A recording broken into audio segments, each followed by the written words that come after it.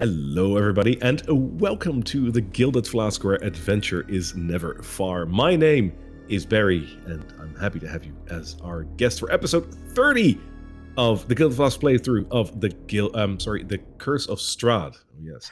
I'm joined with three wonderful people. Please introduce yourselves. I am Anne, and I play the haunted halfling, Carla Lillicart.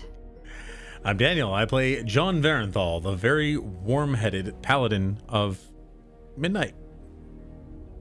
And I'm Marissa. I play Kasariel, the ASMR Twilight Cleric. If you have never visited our plays before, welcome, and happy to have you. If you're on Twitch live with us, then even more awesome. Let yourself be known in chat. Oh, yes. And join us during our break in the Discord, where you can talk to us. It's fun. If you're not live with us, then hello on YouTube or any of the other platforms that we have, because, oh yes, you can see us on Twitch, on YouTube, and we also have a podcast on your favorite podcast platform, so you can listen to us on the go. Oh yes. If you want to watch us live, we are live every Saturday in, what's the EST time again that we're live? 5:30 Eastern Standard Time. Thank you. So that, or your time equivalent, of course. We upload our episodes on every Monday if you want to see us over there. We have a couple of awesome people that we would love to shout out, and those are in no particular order. Dezandra and Paradox for creating our amazing character art. Pyram King, James RPG Art, and DM Andy for creating the wonderful maps and content that we are using. We love them. Tabletop Audio, Scott Buckley, Phoenix Music, Alex Kazan, and Alexander Nakarada for the great musical scores that we have in the background. And additionally, we want to thank Scarlet Feathers for the great armor set that Drunky is currently wearing. It's amazing. Also, Aconite Creations, thank you so much for creating the stunning chest piece that Marissa is wearing right now. It's so beautiful.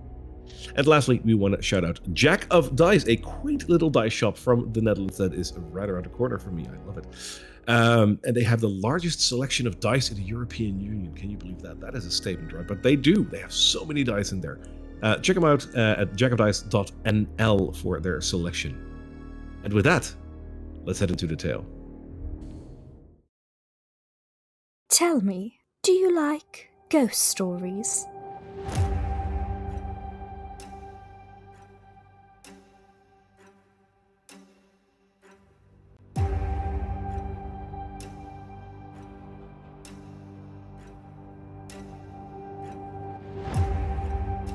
I've been investigating people vanishing mysteriously into the night, never to return.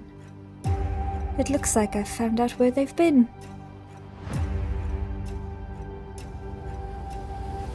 Good evening. I don't like this place. The air feels heavier. Did you hear that? What do you mean he's watching?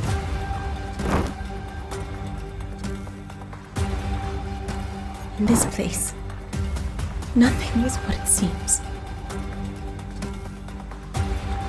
We come from an ancient land. There's no time for this. What are you looking for? This place has taken my father and my mother. It will not have me.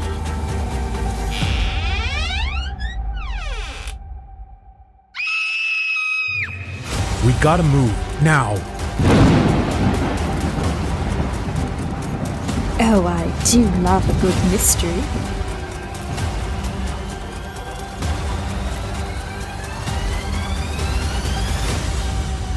Barovia is mine, and so are you.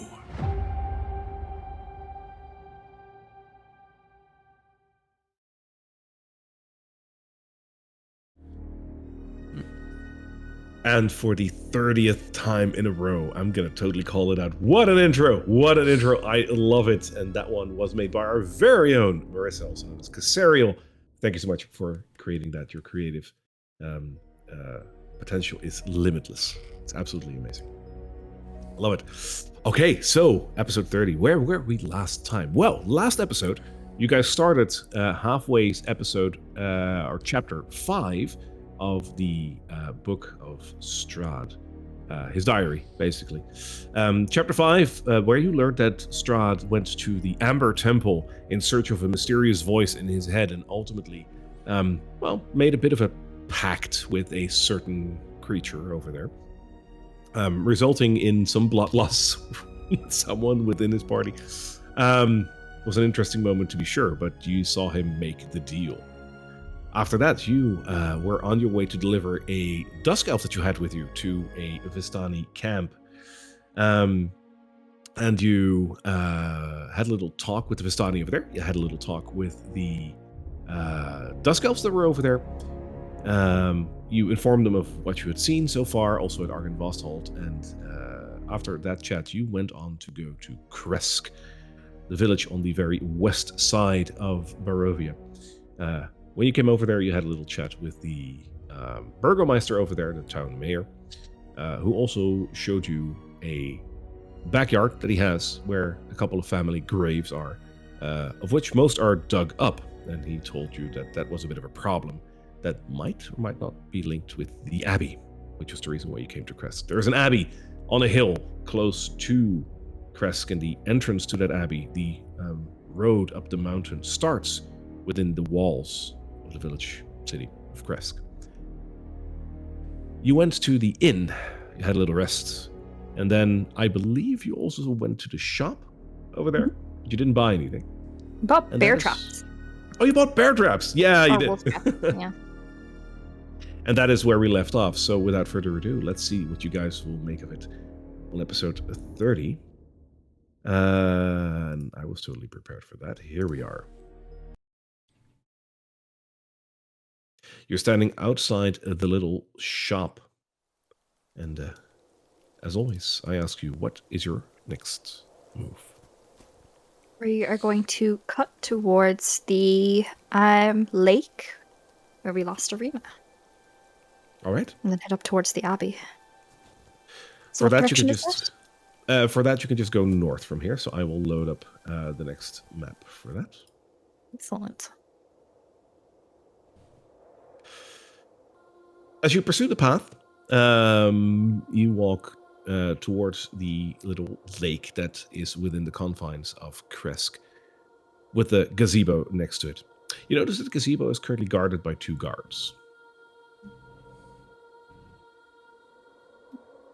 Hail them and be like, "Hello, is there any chance we could go into the gazebo?" For what? What, prayer or something? Yes. Yes, I'd like to pray to old friends. Who do you pray to? Talking to the guards people.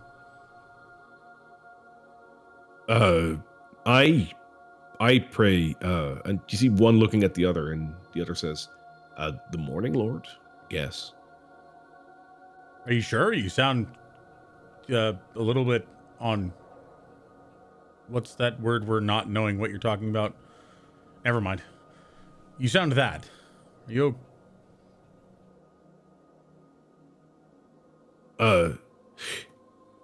What?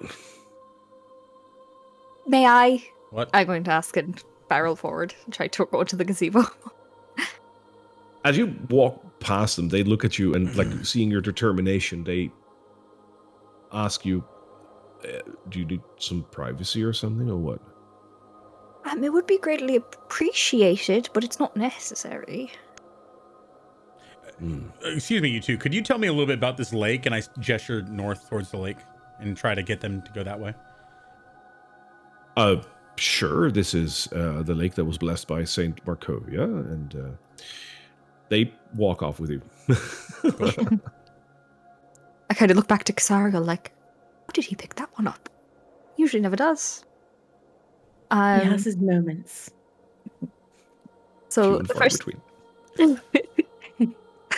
I will take out my a bit of equipment I haven't used in a while. It's going to be my crystal ball, my sort of ghost hunting EMF crystal ball. Yep. And I'm going to hold it out and basically ask, is anybody there? Can you interact with this crystal? And I can, but I quickly have to move your token because you're standing right on top of the token that I need. Okay. Thank you. Fair. He appears within Okay, you. okay. Yeah, the power was within you all along, Carla. Hmm. Voices are coming from within the chapel. I'm sorry, you shouldn't say that. That's all copyrighted. Mhm.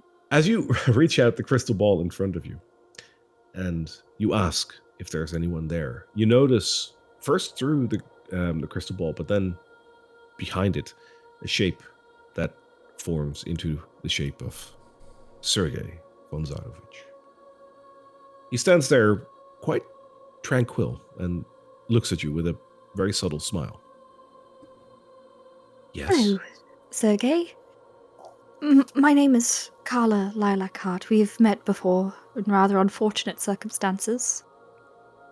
Do you remember that? I do. It feels not too long ago. I've come to ask you some questions about your brother, so that we may save Irina. Would you be willing to answer? Can you? I think so, yes. How can I help you? We saw recently and I am going to, in this moment, cast, what is it called? Non-detection on myself. Okay. Just to ensure that no divination magic can touch me while I'm talking about this. Okay, Nice. continue.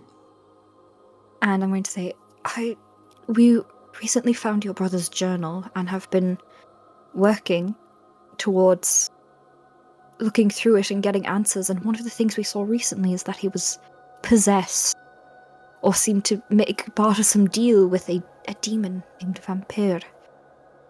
Do you know anything about this? Do you know anything about where we could find information on how to stop this?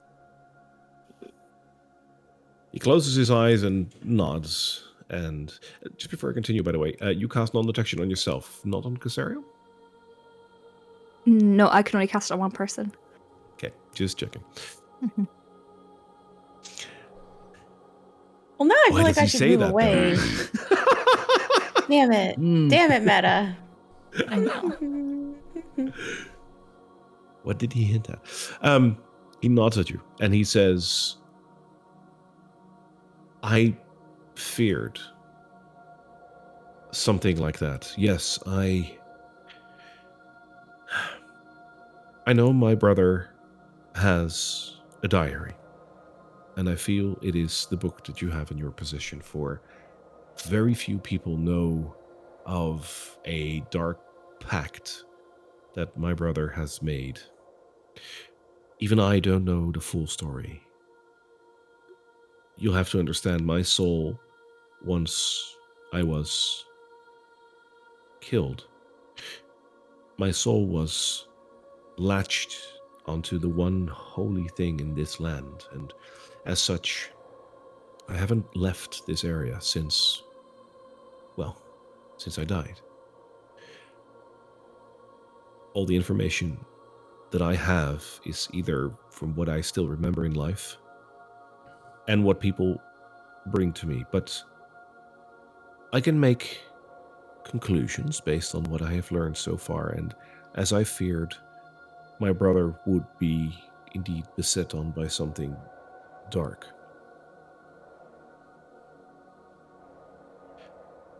How far along in the book are you? Chapter 5, it seems.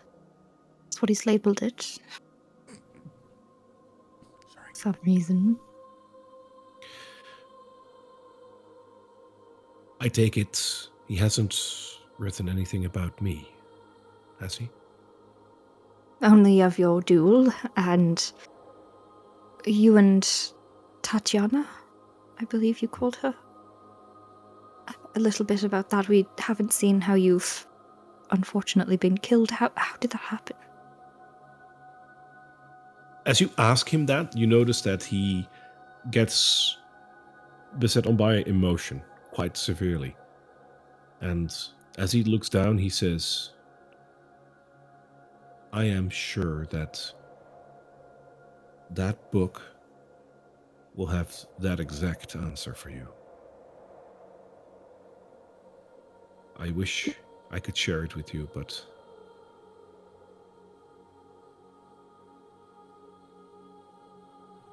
I'm not sure if I can. Of course. Was he always this way, your brother? Was he ever better than what he's done to this land? My older brother was strong and righteous in a way. Above all, he wanted to safeguard our family's values and show our father that he too could be a ruler. My father was a king in a faraway land. And my brother conquested to show that he too could take a land and make it suitable for our family and make it better for those that lived there. And I think he lost himself along the way. Interesting. Kasariel, do you have any questions for Sergei? I don't think so, Carla. I think you're doing a very good job. Kasariel, I'm like kind of standing between watching what John's doing, watching what Carla's doing, so I'm not right behind her. I'm sort of like over my. I am listening, definitely, but like I'm sort of like making sure those guards don't come back and interrupt what Carla's doing. Right. But you are looking at this like situation as well, right? Yeah, it's like I'm facing Everyone's this way, but I'm definitely listening over my shoulder towards it. I'm like on the side of the stairs. Okay. Sergei, as you ask the question you just did, Carla, Sergei will look over your shoulder at Kasariel and he says,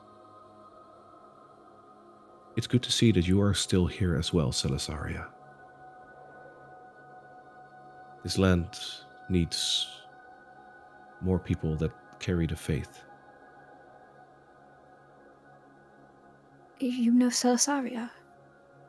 This is her daughter. Her...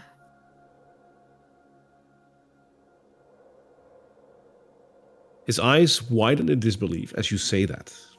And he says, I didn't know. I'm so sorry. I didn't mean... I Do you know didn't my mean mother? to. Yes. Yes, I do. She was together with a knight of the Silver Order, from what I remember.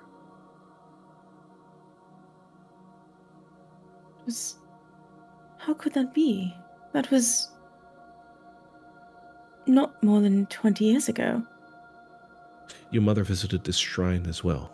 I was not amongst the living when I met your mother. Oh. Oh. Have you seen her since? Before this, or was that many, many years ago? It's been a long time, and I was wondering what had happened to her. So I was happy to again see her, but I understand now that that was a mistake. My apologies. All right. They were my parents. She has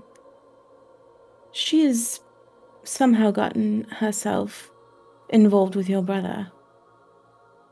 Did you know that? I did not, but if I can recall what I remember from your mother, she must be trying to spread the faith and thereby trying to help him through the power of the Morning Lord. Yes. You're probably right. I'm sorry, help your brother spread the faith of the Morning Lord. Or help No. the knight. Help my brother without helping, yeah.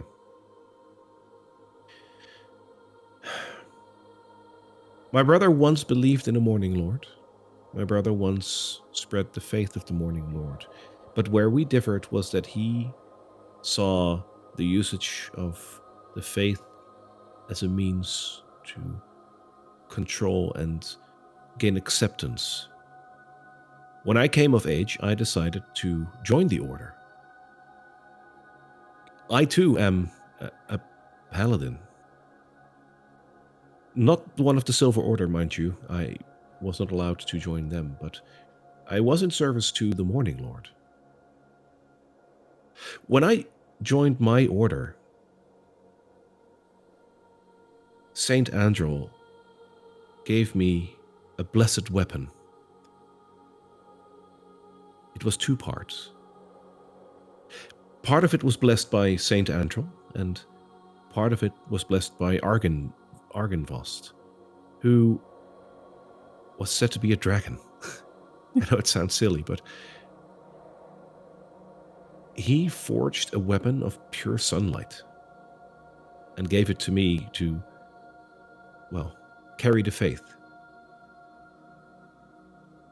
My brother thought it was silly, but that was my life goal. Where is it now? Where are you buried? I had it with me on the day that I died. And I know it's still here. I can feel it. I have a very strong connection to the sword. Though I feel that what was once a complete sword now is broken in 2 parts. I am sure that if you would bring that sword back to me, I would be able to fuse it together to once more make it into the Sun Sword. But where it is, I have no clue. Maybe there are people that do know, but my knowledge is confined to this area, and I had no one else speak of this sword before, other than what I know. Interesting. Made of pure sunlight.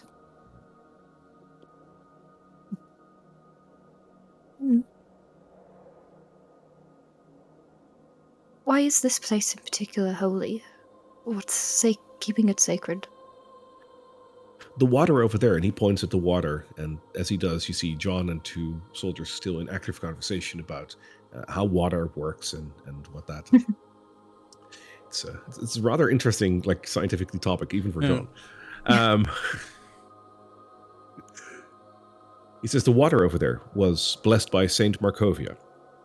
Saint Markovia was, some would call her an angel. She lived way before me, even. But she went and came to this land. She was on a mission. And she blessed these waters here, and she founded the Abbey, at first as a place to safeguard the homeless and those in need. And later on, it became a full-blown abbey to service those in search of faith and in need of protection and healing. She's been dead for an awful long time now, but her healing still lingers on through her blessing. And that is why this place is one of the few last remaining areas in this land that is still blessed and holy.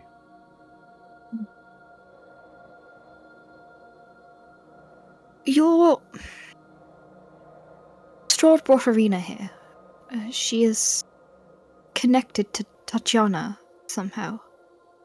Has he done that often? He has tried it 3 times. This is the first time he succeeded. What do you mean? What has he succeeded in doing? Just taking her?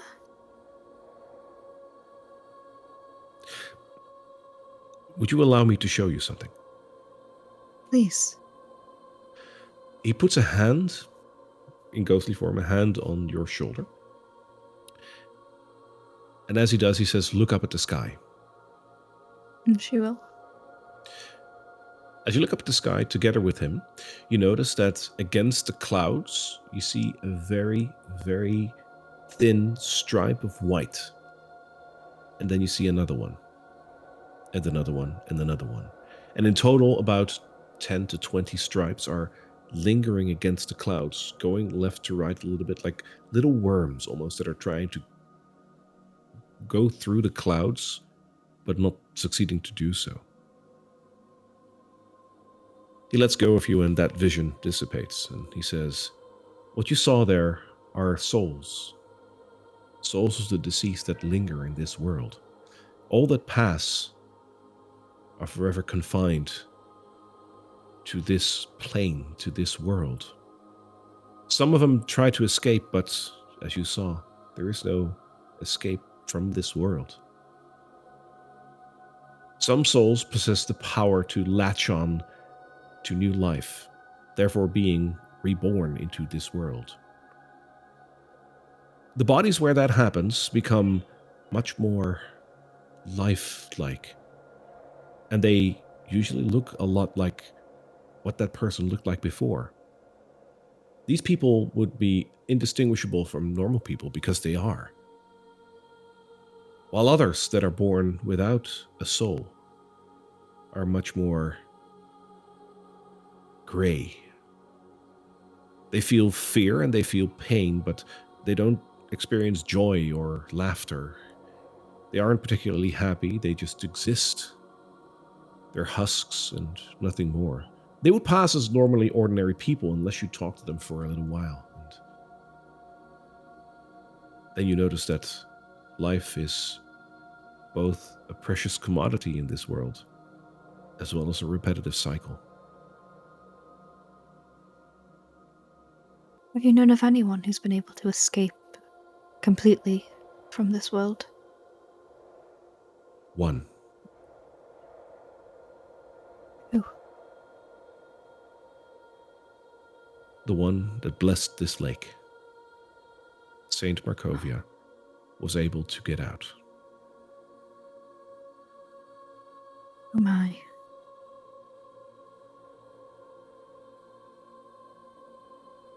Doesn't bode well for us, but no sense in not trying. I am Would you afraid like to that be freed? I'm Sorry. afraid that the conclusion that you just made is indeed true. I've seen adventurers before you, and I've seen them multiple times, confirming what I feared. So, yes, I fear that entrapment might extend to you as well, now that you're here.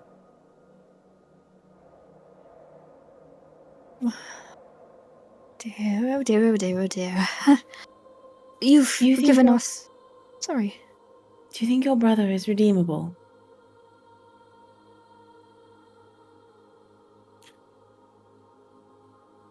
You also serve that which is light and good. Do you truly believe that something is truly evil, or that anything can be redeemed? I'd like to believe that everything could be redeemed, but I've seen too much of the world to know that is not true. Some things are inherently evil. Then perhaps I haven't seen enough of the world just yet. So you think he can be redeemed? I truly, truly hope so. Because after all of this, he is still my brother. Do you know how to save him?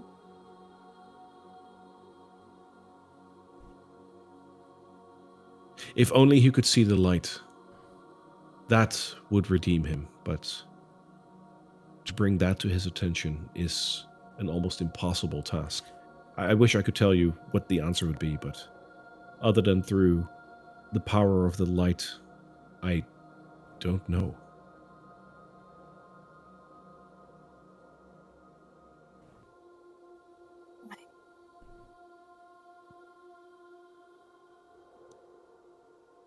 Well, I'm hopefully we're much more successful than those other adventurers.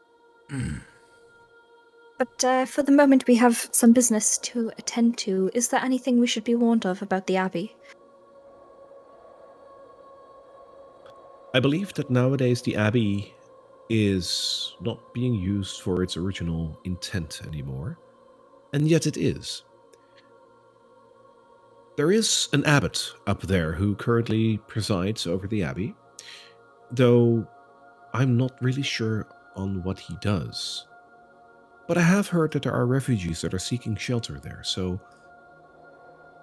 perhaps this place attracts more goodness than, well, just me.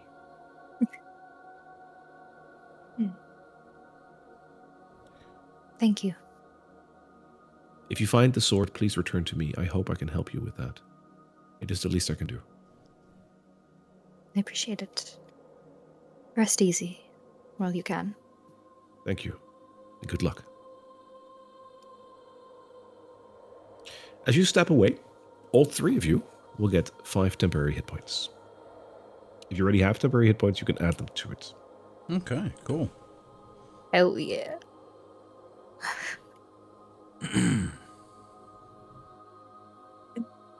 Do we know what makes this, like, him tied to this place? Is this where he's buried? Is that like... He hasn't said anything about being buried, but he has on multiple occasions pointed out that this is one of the few remaining holy places in the area. And since he is a servant of the light, that might make a His connection. soul like was attracted to it essentially. Yeah. That's what he's. That's what he... Okay. So when John More walked away, answers? oh god, No good. I was gonna just describe what John was doing, but if you want to finish something here. Gotten more answers than questions, Casariel. It's more questions than answers, sorry. I saw a soul. I saw souls, like actual souls. So it was very exciting. I've never seen that before. When he asked you to look up, you saw them. Yes. They float around here, they don't leave. It's disturbing. Okay, that's all. Pass over to John. So when John left, he was asking about the lake and who and they mentioned Saint Markovia blessed it. Did they have any other detail that they could say about like who Saint Markovia is and what entailed the blessing?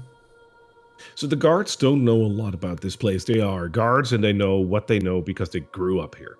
So they will tell you the water is blessed indeed. It is very much in... a lot of people love this water because it is supposedly has healing properties. It is used in alchemy and whatnot. So the water is frequently being either sold or used. As a matter of fact, it is one of the few water sources in the area. Not just because it's close by, but it's also one of the few areas that doesn't freeze over, even though it is cold outside right now. Which makes it a very dependable water source. Other than that, well, the water gives off a little bit of a light, so it's pretty. As to the Abbey, they will tell you roughly what Sergei just said. So there is someone up there. They're not really sure who, but nobody really dares go up there. They don't have a lot of trouble with it because there's nothing inherently dangerous, from what they can tell. So nobody just really goes up there. And apparently there is some sort of abbot up there. Saint Markovia used to live there. That's what they know. Okay, so when they talked about the blessing and after they basically said all they know, John, like when Carla and Casariel turn around, John is essentially sitting on a log or something that he can sit on by the water with both of the guards next to him, and he's just talking about his friend that he grew up with, one of his friends that he met in training, who was also being trained to do these forms of ceremonies, these blessings, these rites, and he was just talking about some of the times when Bartholomew would show him a little bit of how he would say his holy words and sprinkle the silver dust into the water and show him the properties of the holy water afterwards. And he's just sort of sitting there leaning over, hands on his hands in front of him, and just talking to these two about his friend who He thinks Saint Markovia may have been one of the people that his friend would have liked to have met.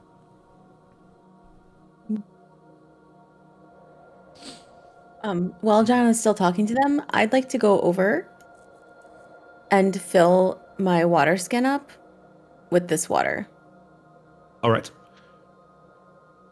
You obviously can. So you have a water skin of holy water with you. It isn't technically holy water because holy water is a different item in D&D, but it's this kind of holy water. Okay. You guys haven't discovered the properties just yet. You just know it is most probably healing, and you know that there was someone that really liked it because you had to bring some of it with you, right? A potion I'll just call maker. it water skin of Kresk lake water. That's fine. Perfect. Kella will pop up behind John and be like, we should head to the Abbey now. And she'll turn to the guards and be like, thank you for the privacy. Sure. You ready? Remember to keep hope in your hearts. Remember, this is a place of sanctity, place of peace. It's good that you guard it. He's going to walk after Carla. Thanks. All right. And the guards will resume their station. If you guys want to move towards the mountain, that is basically down towards the southeast. Will do.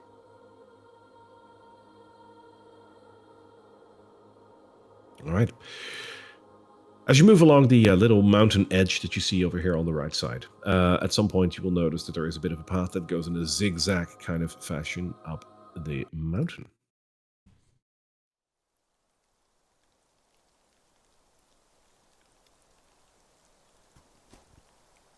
Okay, so last time we did get, a little ambushed, so eyes everywhere. I will go ahead and cast Death Ward on myself. Okay. Why, you don't trust me? Nope. Not at Okay. all. Go Go ahead and move your token, John. All right. Yeah, it froze mid-move. I was right. Yeah, I stopped it. So, There you go. you go back. Sorry. I'm just walking along There you go. behind That's Carla, fine. basically. There you go. As you move up this mountain path, you notice a little further ways away, so basically above you, that there's a fight going on. You hear a lot of snarling and a lot of growling, but it sounds like there's a fight going on right up there on the road. Who is the tallest of the three of you? I think it's John. I'm not sure. Casario's pretty tall. John's... I think I'm 5'5". Oh, well then John's definitely the tallest. Yeah. Cool. John, give me a perception check. Alrighty. Really good at these. I actually got a 13 plus. Oh, I got 16. Cool. Okay. So you hear this and looking up, and this is not a mountain that you're looking towards, but it is a bit of a scaling. Looking up, you do notice that there are some shapes moving, and as you peer over there, because you were alerted by the sound, you notice that there are two wolf-like creatures that are attacking a large, something in the middle that is lying still. The two creatures that are dancing around it look like wolves. The only trouble is, they're standing on their back legs. And as you're looking up to see them, they are looking down and lock eyes with you. Roll for initiative. Alright. Let's go. I wouldn't be this far behind. I would have been Right. I think we were all three together. kind of with the group. Yeah. Like over here? Okay. Ooh. Yeah. Perfect. As a matter of fact, just feel free to move your position yourself. That's fine. That's okay. That's perfect. All right, cool. 5. I got a 17. Oh my goodness. I love that. Oh. Okay. I am known as a 17. dog killer. I am known as a dog killer. This is gonna go well. Do any of them look human? And I don't mean like humanoid. I mean the two wolf guys. They look like beasts. The thing in the middle, it doesn't remind me of a human, essentially. No, the other Okay. two. Hang on. Yeah, it's more along the lines of, is this a person The other two being have attacked pants kind on. of deal? Okay. Oh, interesting. The one in the middle just looks like a big furball, like big furball. But other than that, no, not like a human. There's something What up did you there. get? What did you get, Casaria? An 11. 11. Noted. Okay. Let me move this. There we go. Alrighty. The two creatures up there relinquish their prey for now and start their trek down. And they both move towards you. And since they don't want to leap down, they're gonna run. As a matter of fact, they are going to run. That's a good idea. They dash. There you go. Carla, your turn. Oh, okay. There's many things I can do. I am going to move 25 feet here. So, can I see them from there then? From where they are right now, yes, they are low enough, so you can see them. Okay, I am going to first roll my inspiration dice. So I'm going to call forth the tail. Yep. For my bonus action. That's a nice one. That is a nice one. Okay. Yeah, and I think I'm going to take my action to actually call it forward within the one movement. Is that okay? Yep, go Is that ahead. allowed? Okay, cool. So between them, that like beauty queen that you guys saw before, she comes back out and she latches onto the one closest here, and it needs to make me a wisdom saving throw. What was that lady called again? She's just a pageant queen. RuPaul. All right, Her name's RuPaul. of course. That's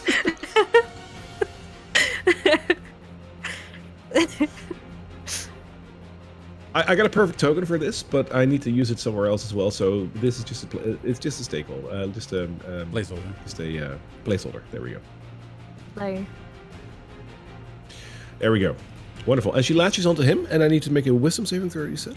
wisdom saving throw with the. I think I have a higher wisdom. Do I now? A moment. My safety might. is now 15. Yeah, I was Ooh, gonna say. Now 15. Nice. No, that's a 4. Let's go. Okay, so basically, this thing is going to this queen will pop up and basically look up and down the creature and then engulf it and sort of inflict the terror of beauty, because beauty is pain. And it's going to get 2 rolls of my bardic inspiration dice of damage, psychic damage. So that is 5 is. How do I think? That's 12 plus. It is incapacitated until the end of its next turn. So yeah, 15 Okay. psychic and incapacitated. And 15 psychic damage. That makes it 15. Noted. Ow. Correct. Yeah. Ow. This is unfair. And again, this is D&D, so. Okay. Anything else? Or? That's my bonus action and my action, so I'm gonna stick with that. Cool. There we go. Looks a little bit more ghostly. Creepy. Starting to get better at that. Awesome. Then we have Casario. Casariel is going to like glance up, notice what's going on, and see them run. I'm gonna run forward my full movement.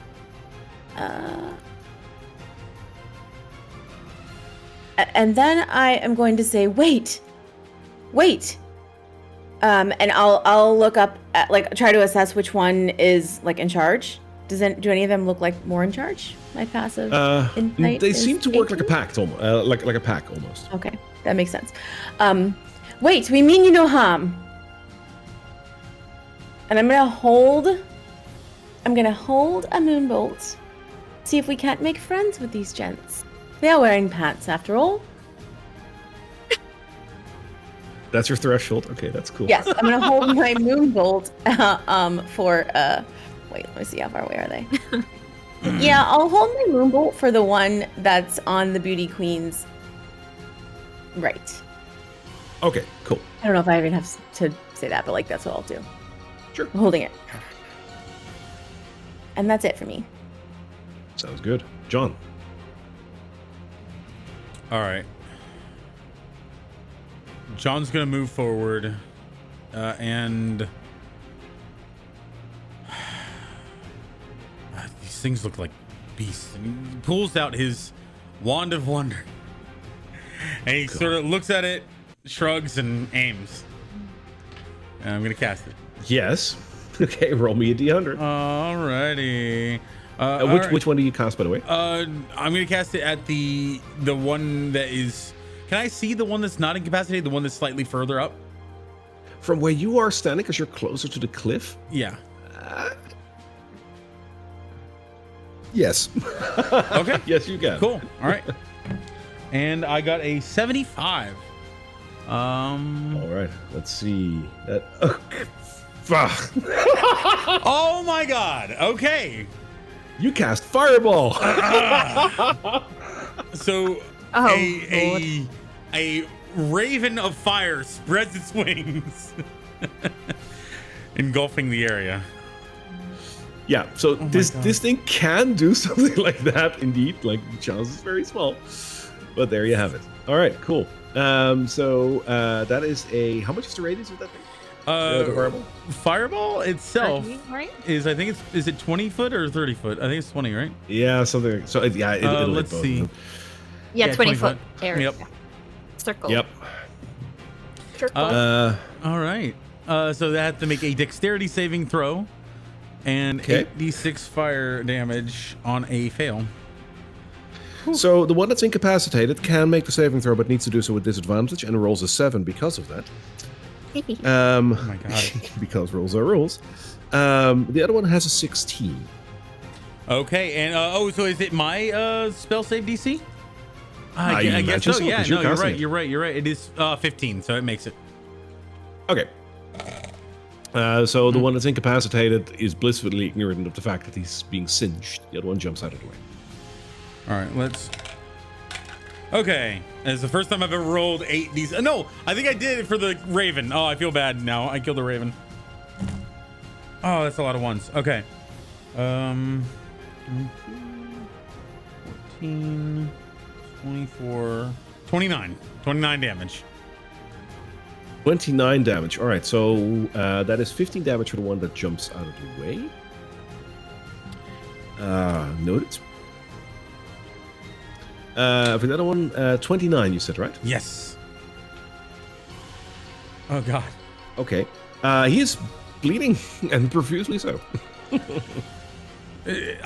So he's like, maybe this will slow them down. And then they explode, and he's like, oh! Oops. Puts it back in his pocket. Ooh. Awesome. All right, top it around. The wolf that is being burned alive is really mentally preoccupied by the beautiful lady. She's like, "You're looking hot, darling!" I'm like squeezing him really, really tightly around the waist. Love it. Okay, and the other one is still around, though, and he leaps over the edge over here and proceeds to rush towards Carla. What do you think? They call me a dog killer. Get closer. He can't make it, so that is the maximum he's going to do. There we go. You hear a loud howl up the cliff. As to what that means, you don't know. Just yet. Carla, your turn. Okay. I am going to whip out the bagpipes. Move closer to them here. I think this works actually, yeah. I'm here. And I'm going to Thunderwave at I think for fun, Thunderwave at 2nd level. So it's going to need to make me a Yes. Constitution 15 saving throw. 14. Okay, it's going to take 2d8 damage. I think it's 1d8 for every higher level. Yep. 3d8. Wow. Okay. So that's going to be 11, 13. I'm also going to throw in my bonus bardic die. Very nice. That's a 19. And it is pushed back 10 feet. So 19 thunder damage and pushed back 10 feet from me. Okay. And as that happens, he's also bleeding. Now he will go in a straight line, so that means that he will end up basically there. Okay. Anything else? For my bonus action, I'm going to determine a tail. I'm going to get another one going. That means that the other lady disappears, right? She was going to disappear anyway, because it's the end of his round. Cool. So, okay. Cool. I'll keep that in my pocket. Alright. Alrighty. My round. Next up is Casario. Okay. Right. Do you not remember the meaning of "Hello, could we be friends with someone"? I She thought it says would to slow John them as she- down. Well, it certainly slowed them down. I'm going to move over here next to Carla. Mm-hmm. That's my full movement. And I hear the howl. Yes. That to me means they're calling their friends to come also try to murder us. So, what sort of lighting do we have right now? Is it dim lighting, perhaps? It is in the morning, so the lighting is just above dim light. I am so sorry. That's okay. All right. So,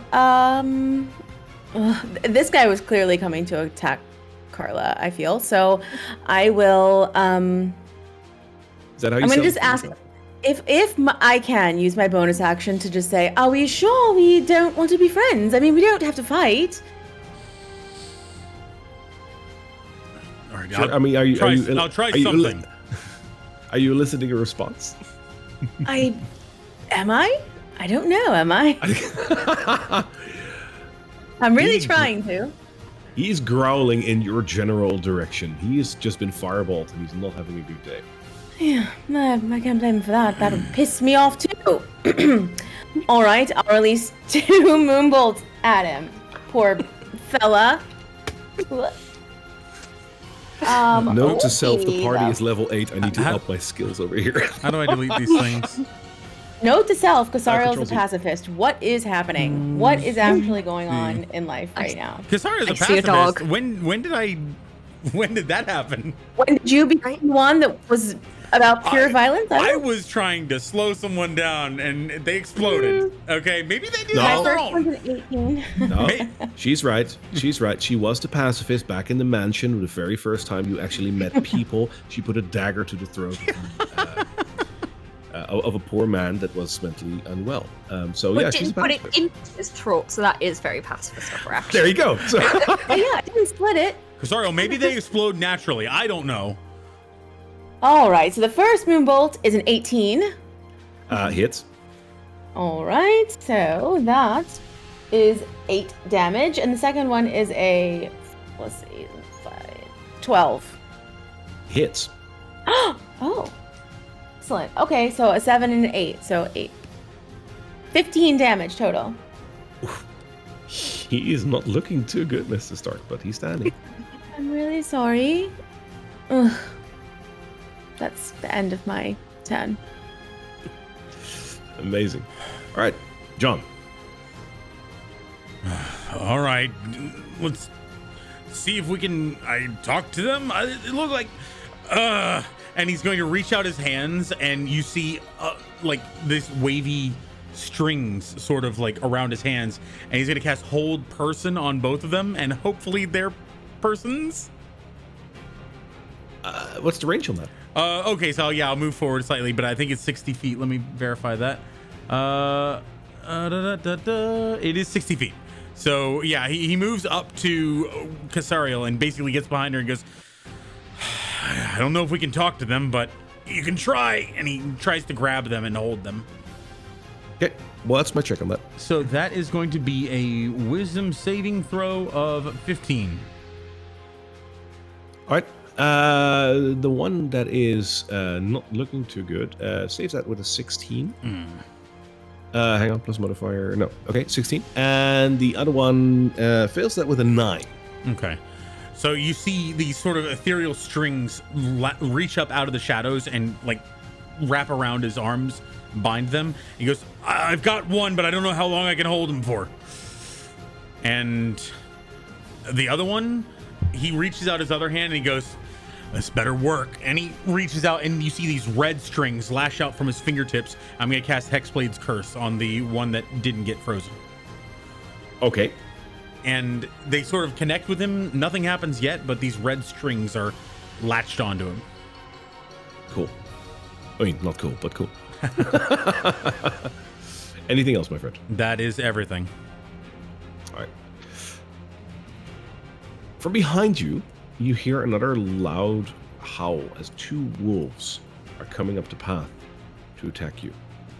They rush towards you, but they barely can't make it.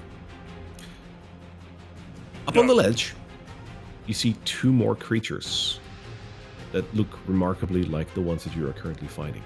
One of them is starting to climb down, but is halfway. The other one will pursue the route towards you guys.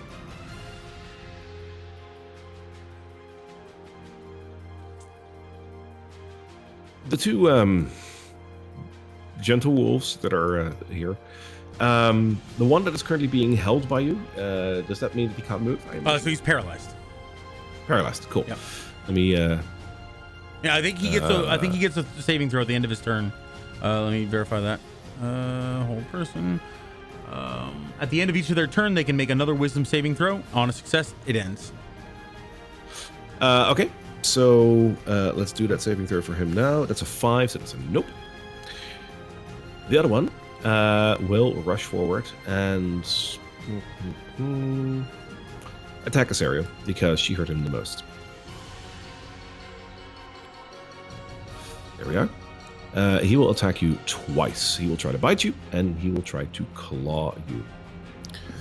For the bites, he tries to do so with a 20 total. Dirty. That hits. Okay. That is 6 points of piercing damage, and oh lordy, I need a Constitution saving throw from you. All right. 10. 10? 10. You feel The dice are weird, not with girl. me. You feel weird. Okay. He also claws at you. For a... Where's the modifier? There. 10. That does not hit. Alright, that swipes off of your armor. You're not sure what just hit you, but...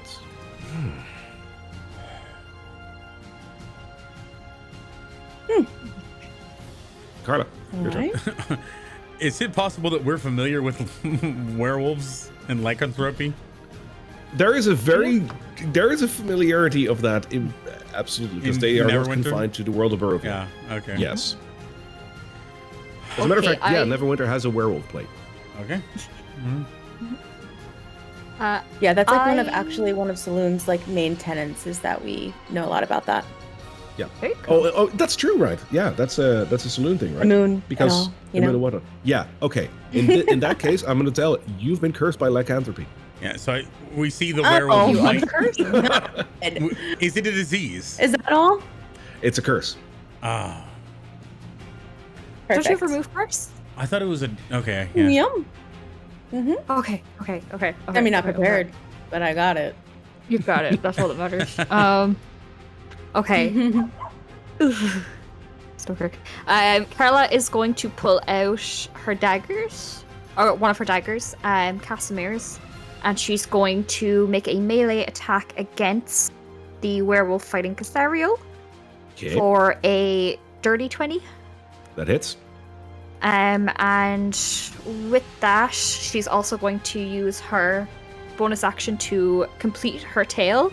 And you see, as she sort of brings the dagger up, kind of in a very weird way, almost like a rapier, a ghostly hand with a rapier mimics her as she slashes down onto it, as well as this sort of ghostly figure does.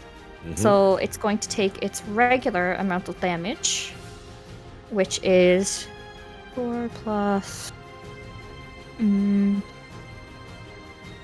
so that's 7. And then with the rapier, it is 2 of my bardic dice as well as a roll of my charisma. Plus my charisma modifier, sorry. So it's 18. No, that's 14. Plus my charisma modifier, which is 4, so that is. Well, that's 18, and then 7. 18 plus 7. Why am I so stupid? 23? 25. Looks like meat is back on the menu, boys. He's very dead. Yeah, I just slash forward like that, and that's my action and bonus action. I will then turn basically around and get ready to oh wait, no, is it okay, it's dead, okay. Or to kind of move this way and get ready to sort of attack these wolves, I guess. Awesome. And with that, my Hexblade curse ends, and nothing happens. Yeah. Casario. All right. She sort of like sways a little bit and looks at John. And then I'll take a look back up the path. I'm going to reach out my hand and I will cast Moonbeam here. I don't know if you can see that, but here, so that I block this area where they have to pass through the Moonbeam to come down towards us. Obviously, unless they jump off the cliff. Yes. So, yeah. Very cool. Yes. And that is a full action, so I would love to do some damage. But oh wait, is this guy right next to me dead? Yeah, he's very dead. Oh, exciting! Yes. Thank you, Carla. Thanks, Carla. Yeah. So great. So what I'll do then is I'm going to move. Oh, I'm not gonna move. I'm gonna stay where I am. Does anything happen to me? Can I do any saving or? No, you feel fine, except for the fact that you still feel a little. You have this insatiable urge all of a sudden to like scratch behind your ear with your leg, but it's kind of hard.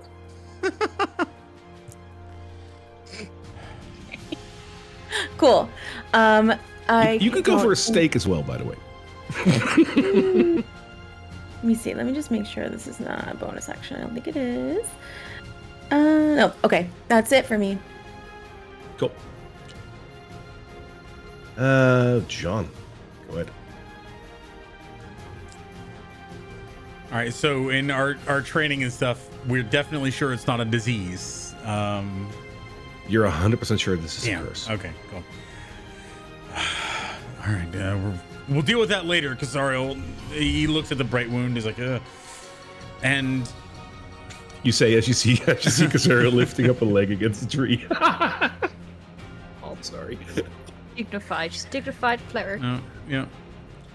So he turns around over his shoulder. He sees the wolves. And he goes, he's still holding his hand out, and he takes his weapon and he just turns around and swings back into the wolf behind him, the one closest to him. Do you have to reach? Oh no. So he'll take a step back and slam. And cool. Apologies for the wolf violence. All right, and I'm going to Great Weapon Master Attack. Okay. Oh, crit 20. That hits. Yeah. I'm so sorry, little wolf, but yeah, basically. So I turn around and with one hand, like this, obviously there's no actual. Mechanically, this is what happens. It's just a hit, but he reaches out with the strings from his like Eldritch Blast and rips the wolf to him while he slams it. So just the attack. Take me out to the ball game. I'm thinking like a Spider-Man, almost like pull and twist and kick. And anyway, it's really cool in my head. Everybody, you guys should really see it. So 2d6, so it's critical hit. Oh my god, I'm not even smiting on this. I can't waste a spell slot at this point. So 12 plus 11 plus 15. That's 38 damage. 38. Okay, so that's wolf paste. That thing is gone. And then with my other attack, I turn to the other one. And yes. Let's see what happens. And Balance of the Universe crit miss. A natural one. Yep. However, I do have a bonus action because I killed something with Great Weapon Master. I'm gonna make another swing. Before you do so, roll me an athletics check. An acrobatics check. Oh my, okay. Oh Lord. Crit fail. 1. Okay, so you hit the wolf, and like that is just amazing. So you do like this swirl thing where you hit him, and it's just splattered all over the rocks over there. And in that swirl, you try to hit the other wolf. You miss, and you fall face first on the ground. You don't take any damage, but you're prone. You can obviously stand up again in this turn, but you are prone. Okay, so yeah, you see him essentially. He's still got one hand trying to hold onto the one over there. So he turns and does this amazing just slam, and the momentum carries him right into the dirt. And I'm gonna get back up, and one more, hit. Like, even the dice know you're John. This is creepy. Goddamn! I used a different die too. It was there were 2 separate dies. And that is okay. It's better than a 1. I got a 2, which is 6 to hit. No, that misses. All right. So as I'm getting up, I make a swipe at it and totally miss it. It just dodges out of the way. Fair. You got up, right? Yeah, I got it back up. I'm standing. Figured it out, but I have to ask. Cool. The other wolf sort of doubles back and then jolts forward, trying to bite you. And it does so. It forgoes the pack tactics since you just destroyed his pack. It crits 20. Wow. Okay. So that is, I don't have to ask if that hits. That is 7 times 2. That's 14 piercing damage. And I need you to make a strength saving throw. You also need me to make a concentration check. But let's go ahead and do that first. All right, strength saving throw. That's going to be, okay, that's an 8. So I thought it was a 2 again. So that's going to be a total prone. That's going to be a total of 10. So I rolled an 8. Okay. Still knocks you prone. Yeah. So I get up, totally miss. It lunges at me, pulls my leg out from under me, and I'm back on my butt. Yep. All right. So, and then 14 damage. I'm going to have to make a constitution saving throw for concentration. And I ended up with a 10, which that's fine. Yeah, that okay. Whoo. Yeah, oh god, it's 10 and up. It's like the normal saving throws. Yeah, until it hits like 21 damage. At which point, yeah. But okay, whoo. Cool. Pop it around. The werewolf that is over here climbs the rest down and proceeds towards you, but he won't be able to. No, he will be able to make that. And he will attack John. At advantage. Oh god. Yeah, because you're not prone. Oh lord. So that is a. Hang on.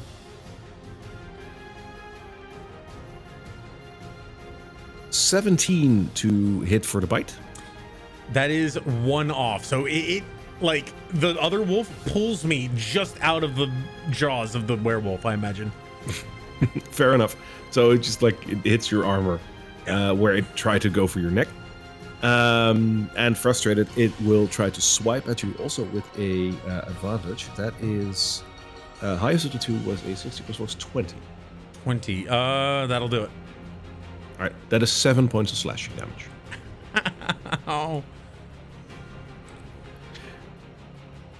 The other werewolf will go here and will try to climb down, only then noticing that there's a moonbeam in effect over here. That moonbeam will hit him. How much will that cost him? Hey, that is a 2. Wait, 1d10? Oh, okay, it's 1d10. Every slot of seconds. I cast it at 2nd level. Okay. So it's 1d10. Okay. That is 9 points of radiant damage. Does the moonbeam do something It special to does. shape changers? It does. Does it? A shape changer makes its saving throw with disadvantage. If it fails, it also instantly reverts to its original form and can't assume a different form until it leaves the spell's light. Oh, cool. I didn't know that was a thing. Wow. Okay, what's my save on that? Constitution. 16. Of how much? 16. I rolled a 16, so that means that I fail, right? Meets I it, guess beats it? beats it. Meets it, beats it, Unfortunately. but I'm saving. Yeah, so no, it makes it then. But it's hurt. Okay. And it will, because of that, it will pursue. So it will go down here. Oh, I'm sorry. It is 2d10. 2d10. Sorry. Feel free. But Alright, wait, add does the it other matter? It takes half, one. No, right? feel free. Yeah. It's 9 plus 12. So 12 total. So if it made it, it would take half that. Okay, so that is then 6. Okay. Noted. Radiant. Yeah. The other one is Still the other one very is cool. incapacitated. Yeah, Burning. I didn't know Yeah, that was a thing. The it's- shape changing thing. Or is it incapacitated because of John? He's Or paralyzed. Okay. Yeah, paralyzed, but I'm that holding is him. still in effect. Yeah. Yep. Oh, 7. I took damage. I need to do one more concentration check. Yes, you do. Which I make with like a 19. Fair. Then we are back with Carla. Alrighty. With this guy getting a little bit closer to us than John in a little bit of peril, Carla is going to throw a cloud of daggers here, right here, just behind those wolves. Okay. Now we've talked a lot about this spell. Does casting the spell there count as it entering its area for the first No, time? it will Okay. on its turn start. Okay, cool. I think we Alrighty, can I also push will. it into it or something, which would be awesome. Blender. That No. would- Yeah. No, So that's baby. there. So even if something tries to come up behind, that will give a little bit of time. Nice. Carla's also going to We- try to call forward No. a tail. What? What? Sorry? I think that was Okay. someone off camera. It's all good. Oh, sorry. I'm so Um, sorry. Yes. No, I it's okay. thought I was muted. Yeah. Sorry, Okay. that was so loud. So My yeah, bad. this is so It's cool. We've okay. got 2 death traps on either side, and that's awesome. Okay.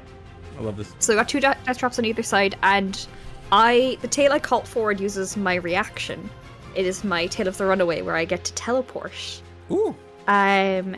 So I am going to use up my reaction now, and I'm going to teleport. Can I see hair? Like up here? If you would take 1 or 2 steps back, you could, and you are totally within, like, you're right to do that. So yes, you can. Okay, so I'm going to teleport right up by that wolf for my reaction. So, do you want to be there? Yeah. Okay. And I'm going to just be like, hello! So I'm not as you here get to- up here, you can more clearly see this creature up here. You notice this is like if you would have a giant wolf on steroids. It is a very, very, very large and fluffy creature, and it is breathing very heavily, and it looks borderline mortally wounded. Okay. It's gonna Also, stay by it. now that you're here, Yes. you have the feeling that you hear more footsteps up the hill. Nasty. I've got invisibility on top if I need it, but fuck. Okay. Cool. Okay, Casario. All right. How bad is John? Did you get super hurt? I'm not even bleeding. I'm not bleeding yet. I'm damaged, but not bleeding. Okay. I will.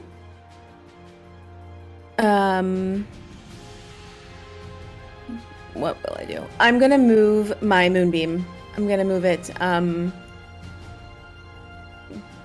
30 wait, how far can I move it? 20 feet? 20 feet? 60 feet. Oh, good, cool.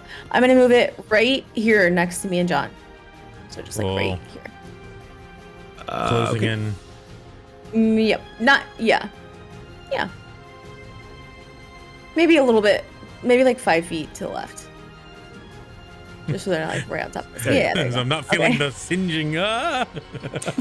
Yeah. What's Yep. that? Oh gosh. Okay. Oh wait, I'm sorry. There's a guy here. Is he dead? He's This dead. guy on top? Oh, the that werewolf one, no. dead. That one is very much alive and attacking John. Okay, then I actually will move it so that that's hitting that guy when he starts his Okay. turn. Do you want it like over here? Or like where do you want it? No. Gosh, don't I have? I don't know if you can see this. Can you see where my? I can see your I can see your cursor. Okay. Yeah, just here so that he's still in it. Yeah. And Perfect. John will also technically be in there, I'm okay with that. unless you want to have it like over there. That's like on the side of them. I cannot decide who I don't want in it. Yeah, no, this would be technically possible. This way, John would not be in it, but the guy would be. Cool.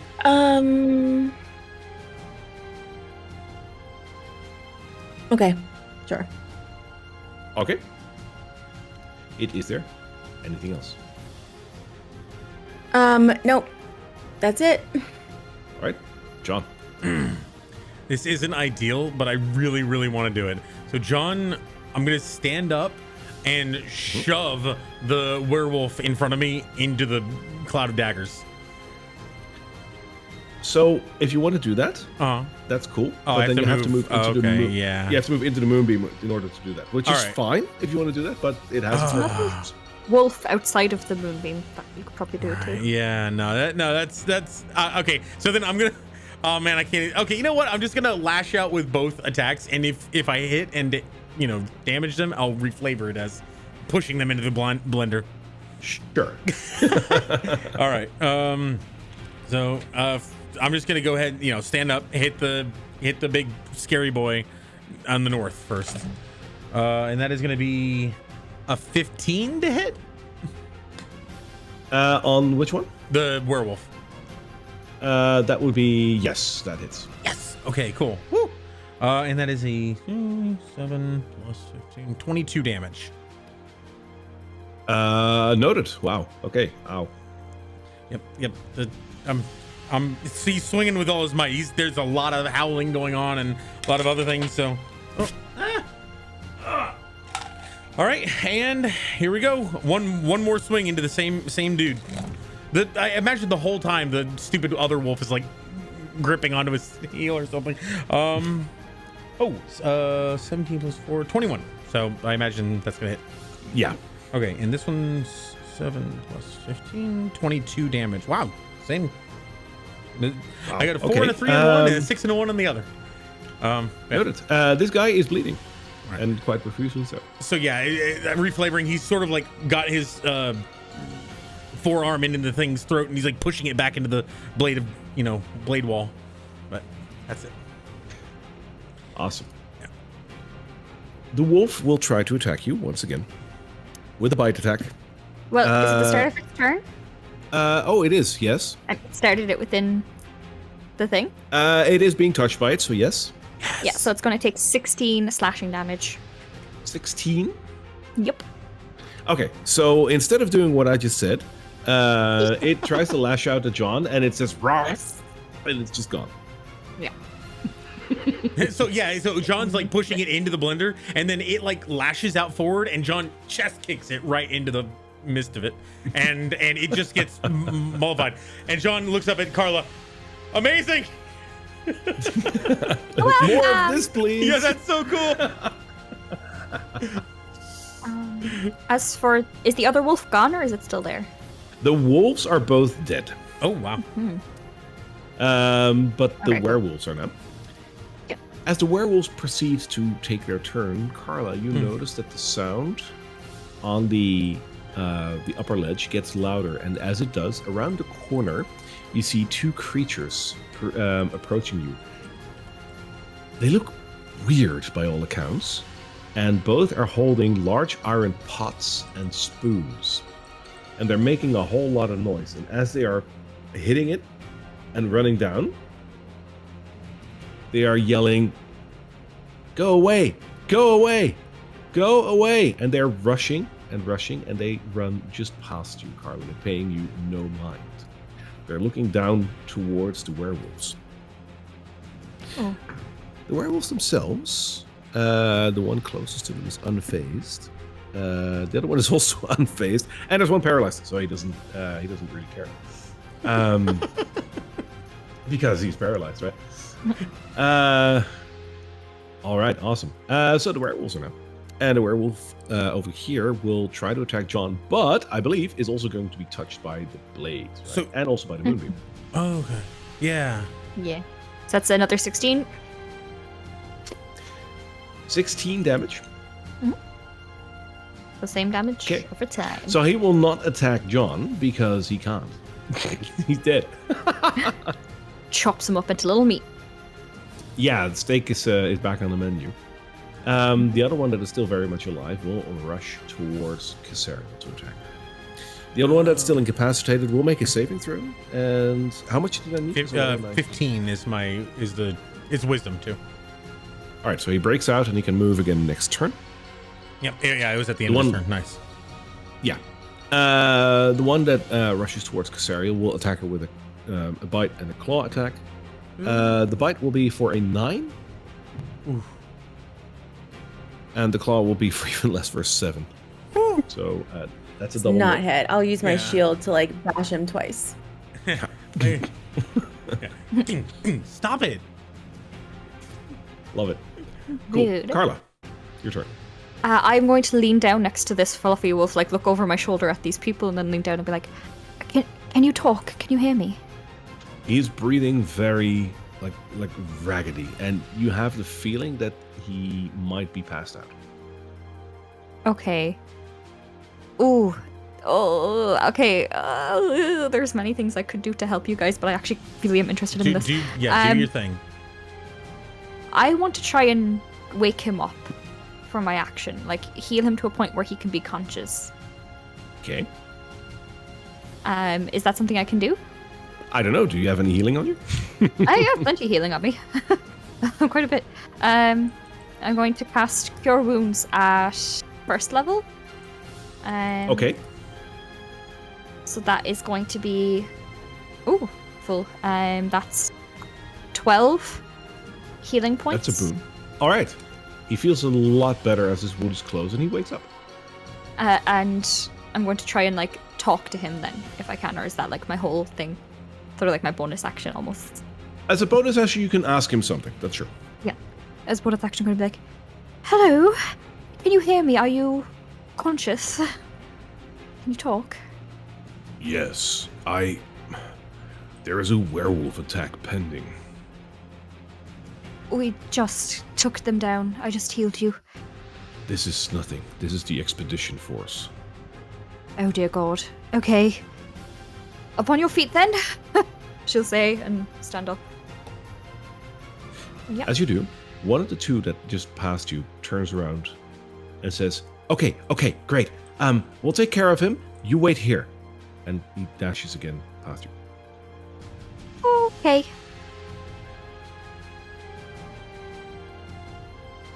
All right. Well, I'm going to stay here. I've used up everything. I'm just going to stay by this wolf. Yeah. Cool. Casario. All right. I'm going to draw my short sword from its scabbard, and I'm going to take a swipe at this wolf right next to me. Okay. That is 16 to hit. That does hit. Excelente. Okay. Ooh, that's good. Okay, that's okay, so the short sword, as it slashes him, does 6 damage, but then you see a glow, like a purple glow that happens afterwards, and he takes an additional 8 points of radiant damage. Love it. Awesome. Noted. And he is bleeding. Cool.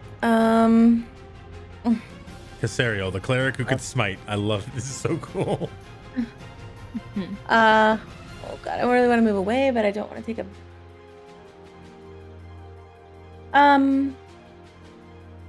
Yeah, I'll stay because I can't get through the blades. I don't think so, and I don't want to go towards the other guy. So I'm gonna stay. I mean, you could certainly try, but Yeah, I'll stay. I'm sorry. Hey. Mr. John. All right, so I noticed that the strings binding the werewolf up there, and so I say, "We have one more is coming," and so I'm gonna go ahead and the circle of moonbeam, is it between me and the wolf in front of me, or wolf over here? No, you should be able to walk straight. Okay, so I'm gonna go ahead and walk forward and give it a smack. Okay. For a 10 to hit. No, that doesn't hit. Ooh, okay, and 15. That does hit. Okay, cool. Ew. I cringe, but 20 damage. Okay. So he is very badly hurt. I rolled a 5, and yeah, so I'm gonna hit it, and then I'll move forward to it as well. Yep. Still think we should talk to these things, and that's my turn. Awesome. Sorry. The two creatures that just passed Carla will continue to rush down the path, banging their pots that they have with them, trying to scare away the creatures. The werewolf that is closest to them is still unfazed. As a matter of fact, with the same roll that I just... It's crazy. So, I just rolled a 4 and a 6 last round, so they're unfazed, and now I rolled a 6 and a 4. So, they Love really it. don't care about these guys.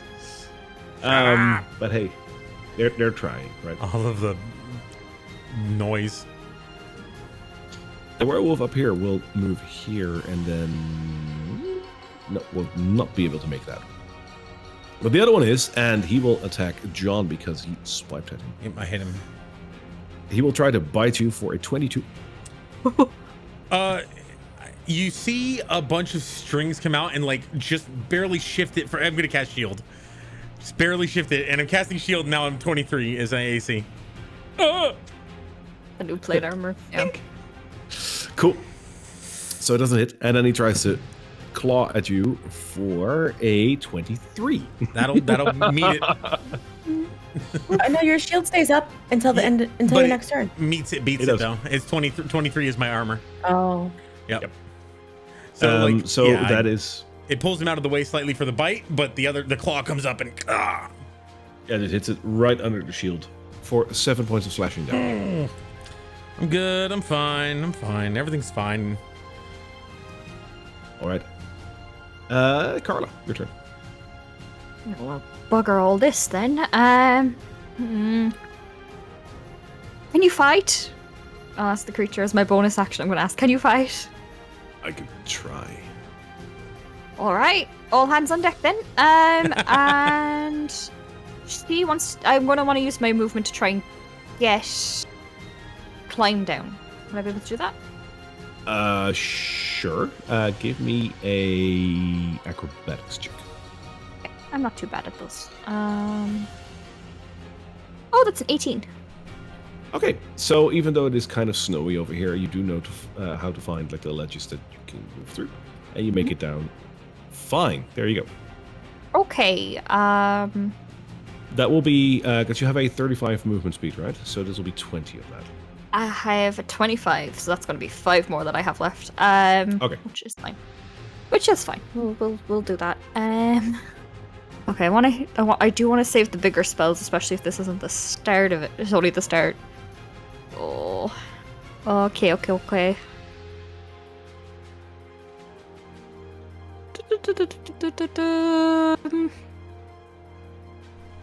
Sorry, Oh, you're fine. I'm just trying to see if I could do anything with my action that would be productive without using up too many spell slots. Okay, I'm going to... I am just going to move 5 feet out, and I'll just leave it at that. I have really nothing I can help, so. Noted. I'll drop Is there- a cloud of daggers. That's what I'll do. Yeah, sure. Is there- I will take the moonbeam and move it so that it's right in between these two. Yeah, you can totally do that. Awesome. Cool. Okay. Yep. And that's it. I'm going to hold it there. You know what, though? Awesome. It's a concentration spell. I didn't make a concentration check when I got hit. Didn't I get hit? Did I get hit? No, you actually blocked both attacks. It tried to I was hit gonna you say. twice. Okay. Yeah. Yeah. So And you're you still cast fine. it after you got this. Yeah. Yeah, you got Okay. hit, but it was that was before, I think. All right. Just want to be fair. Okay. Cool. Great. No, that's I good, appreciate good that. thought. Yeah, I don't think about things sometimes. Yeah, then and you're John again. unfortunately, it's an action, so this spell is cool, but not that cool. So that's it for me. All right. All right. Oh, thought about what I can do after the fact. Will we just keep moving on? Sorry. It's DM ruling. Tell me what you wanted to do. I was going to throw one of the balls from the tan bag up the mountain as a distraction. Where did you want to throw it? Like, vaguely towards the wolves, that direction. Into the moonbeam. Sure. Oh no! Wait, doesn't it become an animal? No! Might distract them. This episode It's like a fey. It's gonna not murder it. real. Yeah. Boy. So tell me, how much did you throw? It's just- Oh, That's at the whatever it is. yeah, I got a 4. Whatever that is going to be. That is an axe beak. What you say, bird? Okay, It, I got it. it sort of looks Just thinking- like looks like a toucan. You're saying, Better than "Ah!" something fuzzy, I guess. So I will rule that you just did that. So you throw that and you throw it like roughly like somewhere like near the wolves, right? Yeah, and the only instruction I'll give it is like peck the eyes. Right. Thing is, Yeah. I just moved a moonbeam in Casariel's Yeah. turn, so the moonbeam was still there. So give me an attack roll, Casariel. Oh, Oh, rip. Okay. It's Well, okay. actually, I just need a Constitution saving throw from the sweet little axe beak first. right. Constitute. Birds are so good at that. Mhm. Err. Come on, buddy. You got it. Fried no, chicken? come on. What? Fried Come chicken? on. It's a 5. Oh, Oh, oh, man. it flies in and then the Oh, of beam course of I the rolled a moonbeam. 10. So- That's a I fit. love That's it. 15 damage. That's Yeah, amazing. So what you see over here, just to make it just imagery, right? So what you see is you see Carla reaching into the bag, taking out this really like little fluffy ball that looks like like a ruffled bit of like wool or something. She throws it in the air. In the air, you see like poof, a little puff of smoke. You see this blue and vividly colored bird coming out with a very colorful beak, and it says like squawk. And when it does that, it hits the moonbeam and just explodes as if you would rip open a pillow. Okay, and as I see this happening, I try to move my moonbeam in time to save it, but I can't. yeah. But I'm like, oh, God. I'm so sorry. That reminds So, me but- of Ice Age with the little dodos. The whole I'm same thing alive! happened. Exactly. Sorry. That's fantastic. That was the Thank best you thing for letting ever. me to do that We do interruption. love animals. That was the best thing ever. I can Yep. feel this fast, folks. We love them. Yes. Yep. Faintly whispering on the winds within the mountain, you hear the voice of Gimli saying, "That still only counts as one." And we- Unintentional moonbeaming. It's your turn, John. Well, I mean, technically, if it failed its check, wouldn't it turn back into what it shapeshifted into? So it would be a ball before it died. Oh, okay. All right, so there's an inanimate ball on the ground. Like, I'm fine with that. Getting fried. Yeah. The bird never knew anything bad happened to it. Nope. All right, moving on. No. And Sharon looks over at Kazarian and says, "At least I'm not the only one accidentally killing birds." And proceeds to swipe again at the Yeah. Swipe at the wolfie in front of him. Alrighty. Nope. With an 8 to hit. Nope, I'm sorry. And then 6 to hit. Maybe that'll do it. No, that still doesn't do it. Can I combine both of those into a 14? No, so he sees the bird, gets distracted, and he's like, sorry, what was that? And he misses twice. And yeah, that's my turn as I try to engage this wolf and keep it focused on me. Awesome. The two creatures up on the ledge will try to grab rocks now and throw them down at the wolves. And contrary to you, John, one of them actually hits for 1 damage. Ow. It doesn't really do anything, but it hits them for one of them gets hit for 1 damage. The other one misses. It's the wolf's turn, and since they're standing in the moonbeam, how much do they need to throw again? Oh, excellent. Please make a Constitution saving throw for each. 11 and 5. Ooh, they both fail. Both fail. Shape All right, so change. should I roll together for both? Or okay. The first thing that happens is that they revert to their normal forms.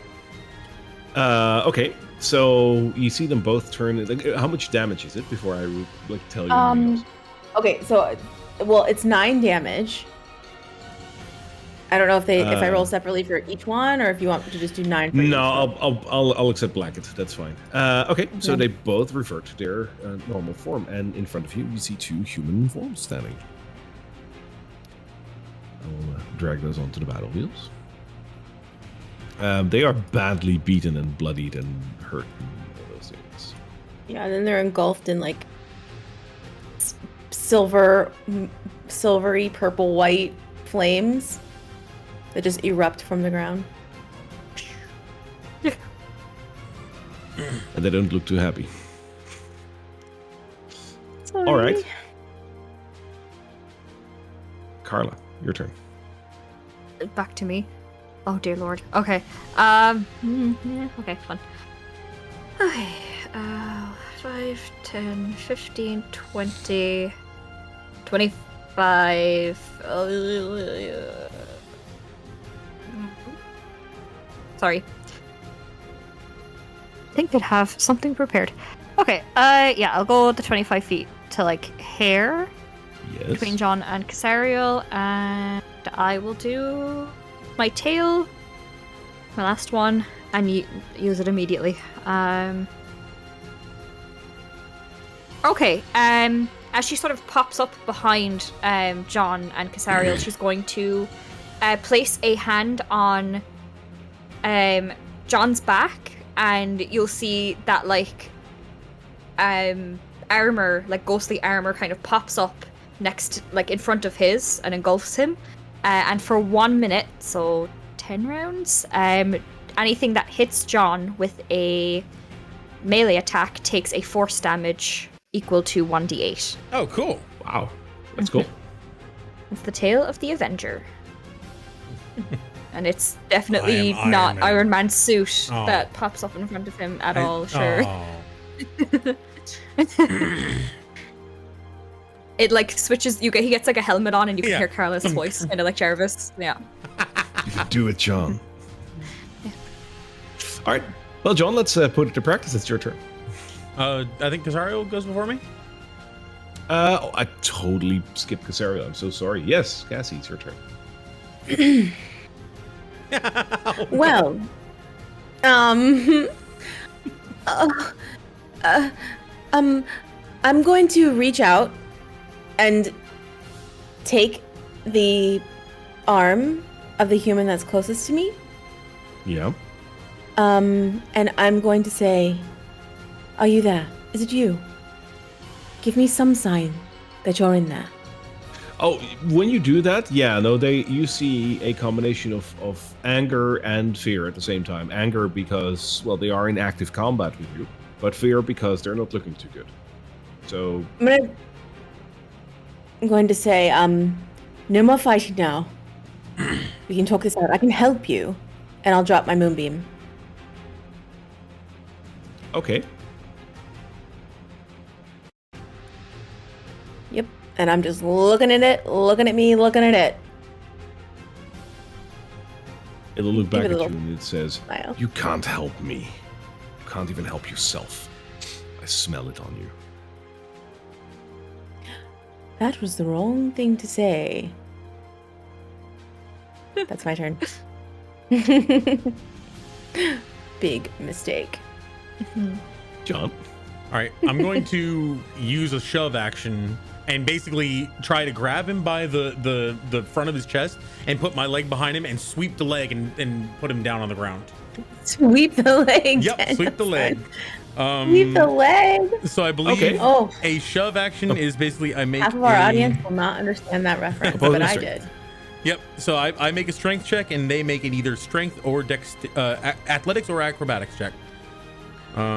I will go for athletics on that, and I got my roll ready. Oh, come on. All right. I missed the first. I got a 6 on the first. Okay, Yeah, I got no. a 6. All right. And then 18. I have 2 attacks, so I'm going to do so basically the first time I try to grab him and I miss and I do the same thing. You see me falter and like let me try that again. Hang on. I learned this and do it again. Can I just point Oh out, my just God. for the heck of it, the fact that Casariel just grabbed him by the arm. Just tell him something, and you're trying to do this, and you fail. It's just saying it. She pulled him out of the way. So I got an 11 for the next one. I'm rolling really low on these. I just want to put him to the ground and like stop fighting.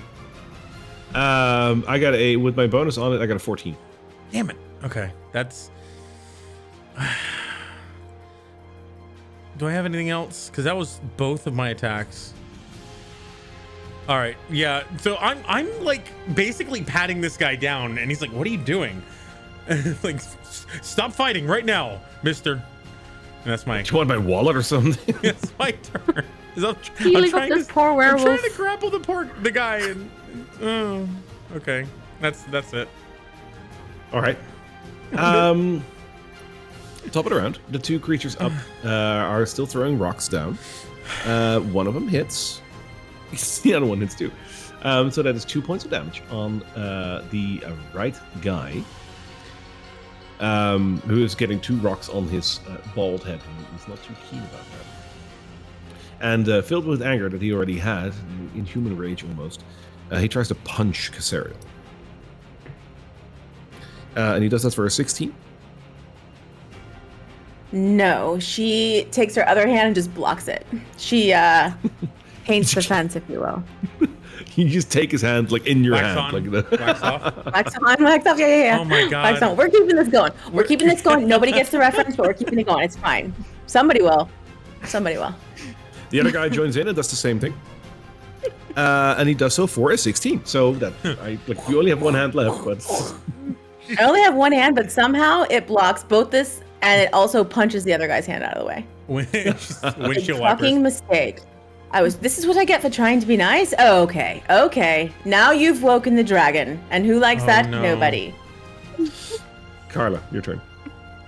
Carla is going to very casually and carefully walk behind them, and she's going to like clap them both on the back and attempt to charm both of them. Okay. Yeah. What's the saving throw on So give me a wisdom DC 15. that? Okay, so one fails that with a 7. And the other one makes that with a 18, so that's enough, right?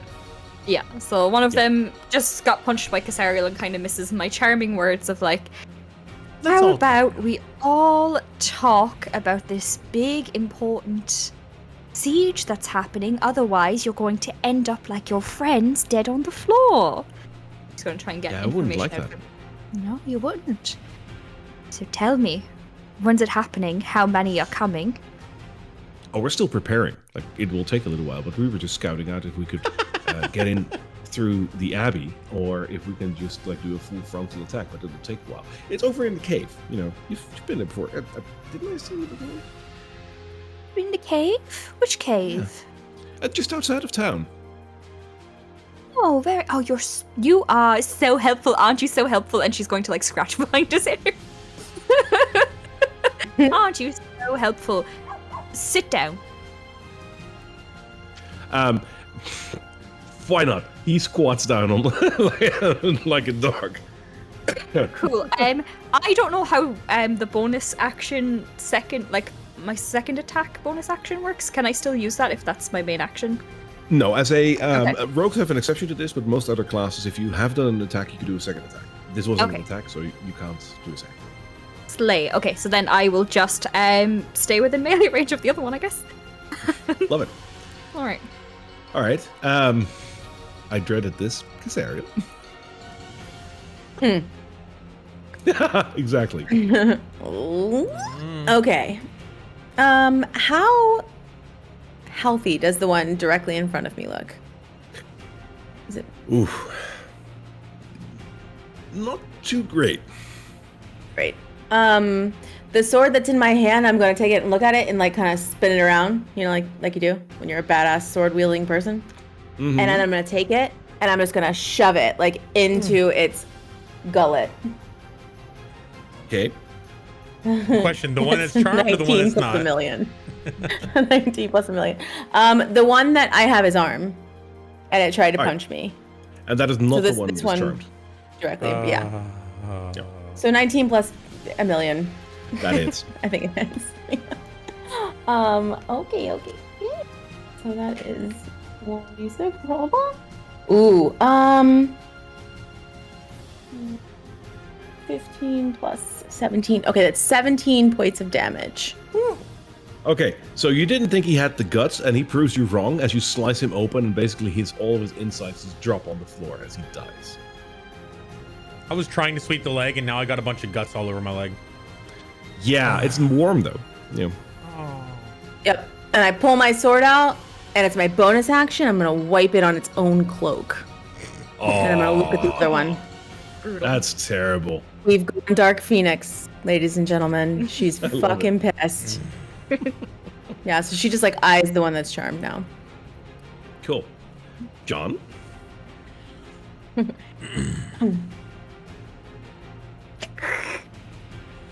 John tried haphazardly to talk with the guy in front of him.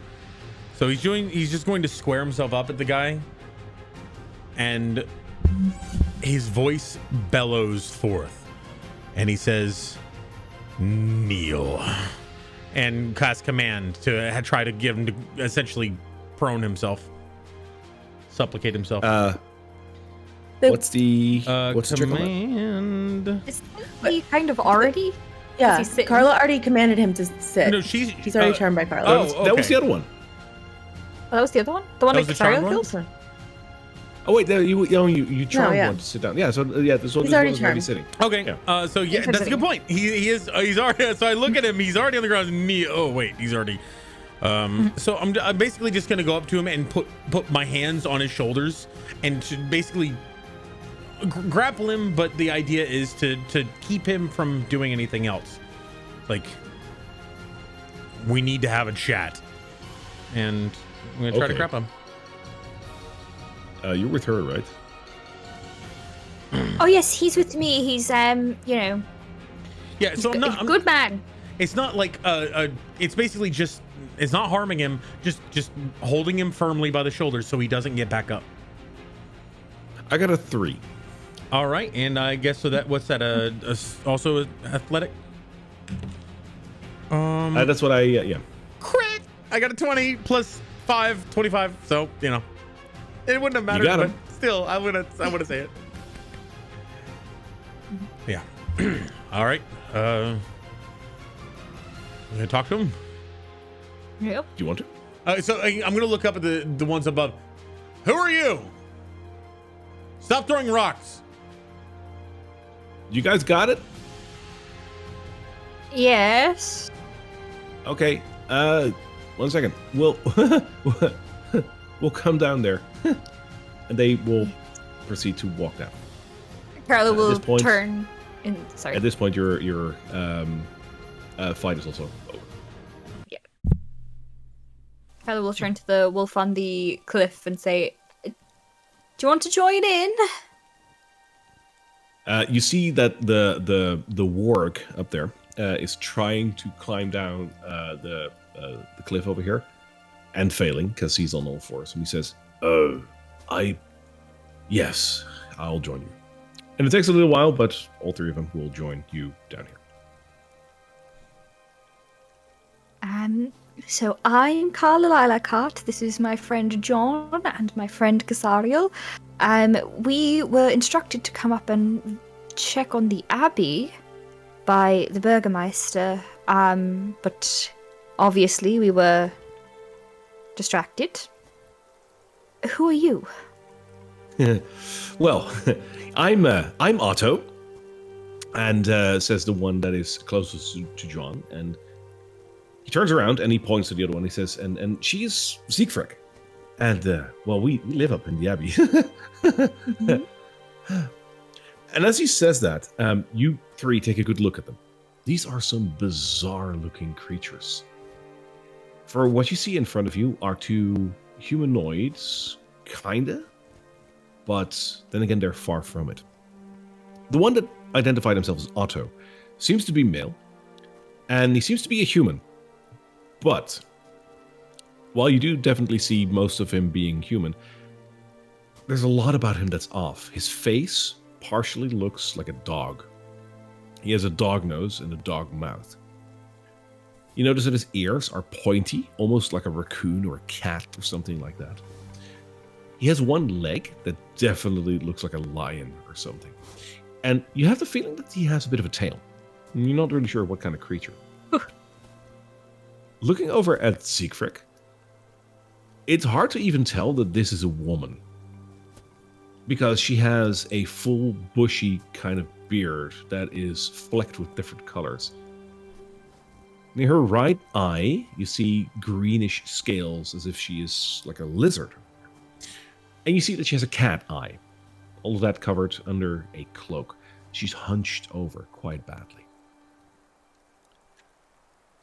They're both a little skittish as they talk to you, but they seem sort of happy that you guys are here.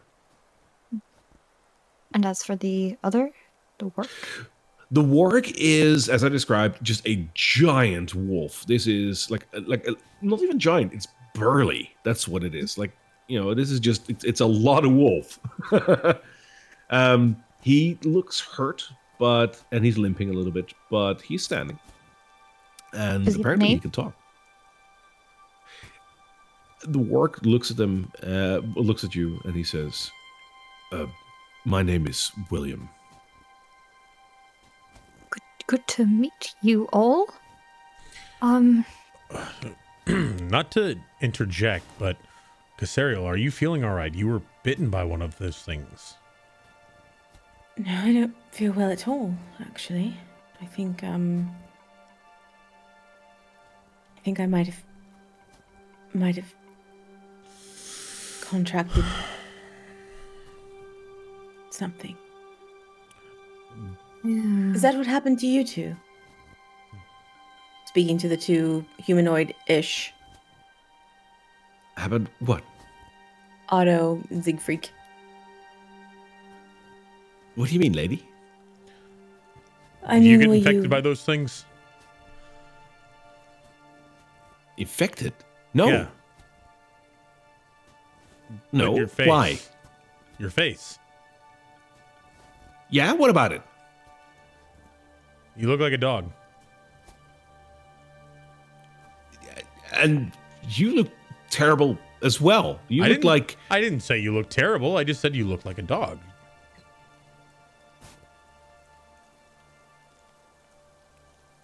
Well... Oh. Do you know if there's a cure for werewolfism? Lycanthropy? Maybe. Maybe. Otto turns around at Siegfried and says, maybe the abbot knows. The abbot knows, right? The abbot can help everyone. Siegfried, who is the quieter one of the two, apparently, very slowly nods and says, there's no harm in asking. There's no harm in asking. There is no harm in asking. Mm-hmm. Great. Is he open to visitors? Are people welcome up there? The Abbey is always open. We We always help people. We'll help William over here. William is hurt. Yeah. I can see that. You're bloody. We can help you. We'll join you. I'll look down at the human turned werewolf turned human, and I'll be like, "Do you know if there's a cure for your infliction?" I don't think so, but why would you? It's a gift. Is it? And who gave you this gift? Our leader. What's his name? Oh, that's a very closely guarded secret. I'm not sure if I can tell you. But like, when do you want to tell me? If you just want to tell me, I will give you a treat if you tell me. Hang on. That's worth a roll. All right, his eyes perk up. His ears perk up on that. At that, a treat. Mm-hmm. It's indeed his name.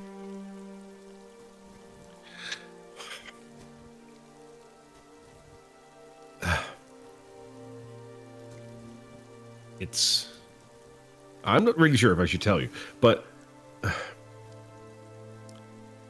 What are your purpose? Your people, your leader. What is your purpose? we try to carve out a place in the world for ourselves. And Who opposes you?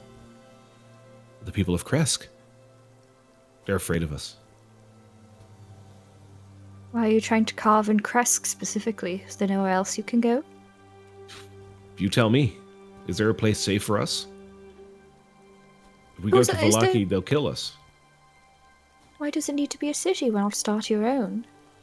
Unless there's some higher power that's chasing you. He gets a bit of a glassy look in his eyes as you say that. Tell me. Do you like Do you like ghost stories? Have you met the Lord of the Land?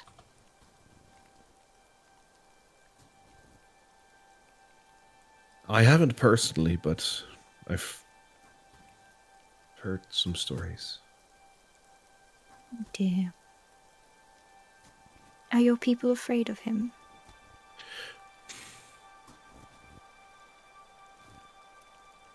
Yes. Yes, we are. Am I attacking Kresk? Particularly? It's closest by. It's walled off. It's safe.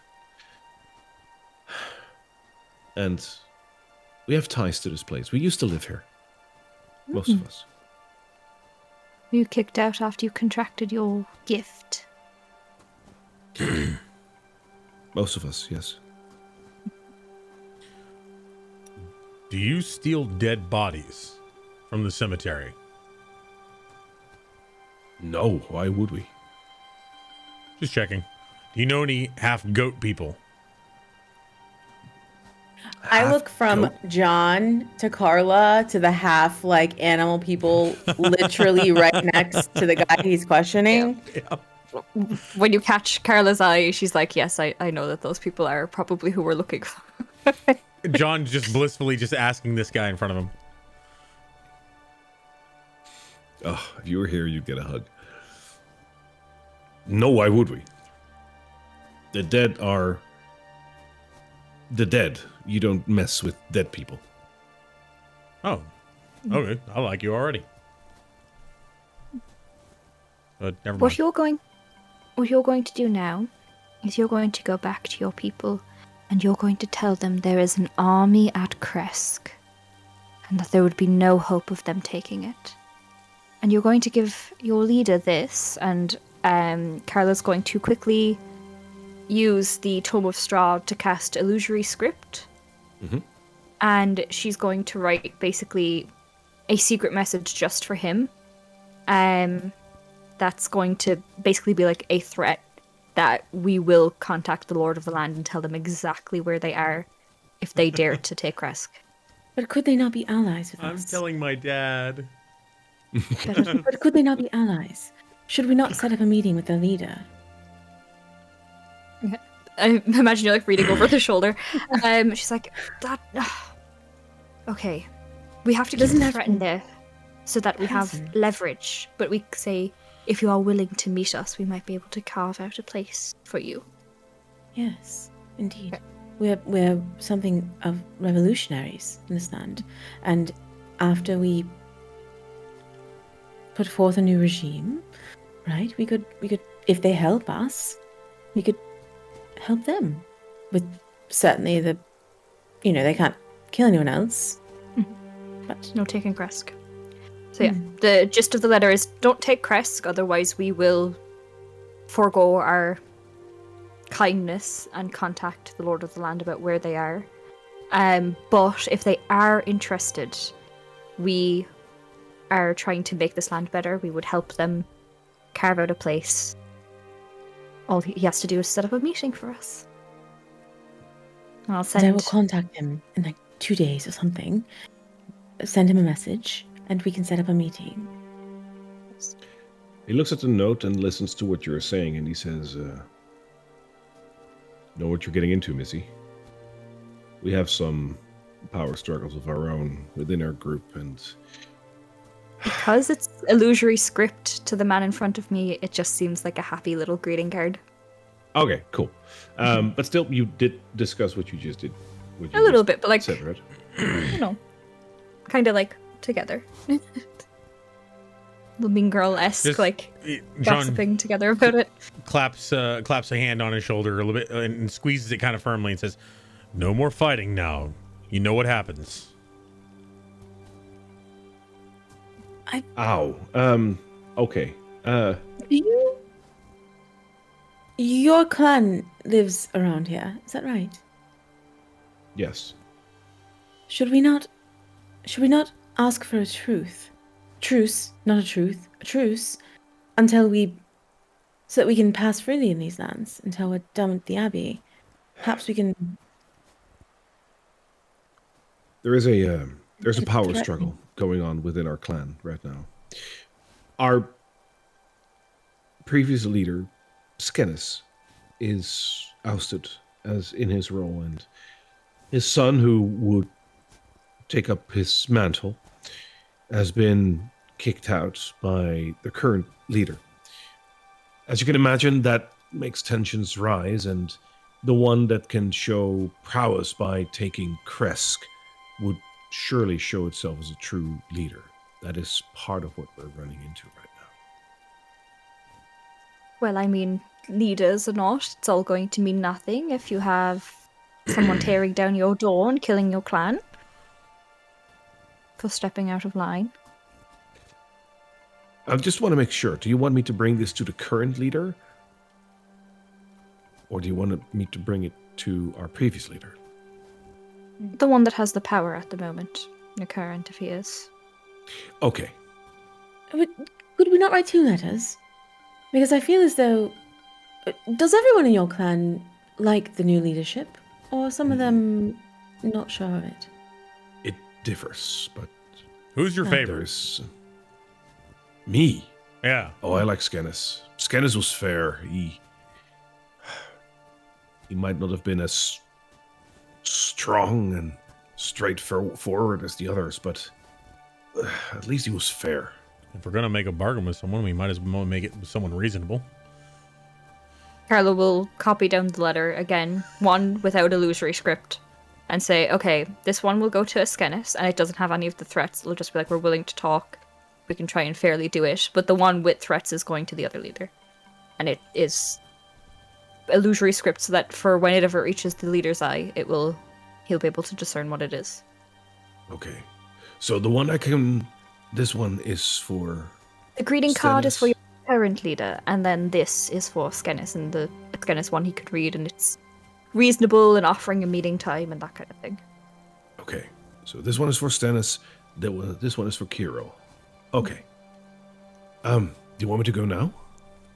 Go now, yes, and warn them that Alright.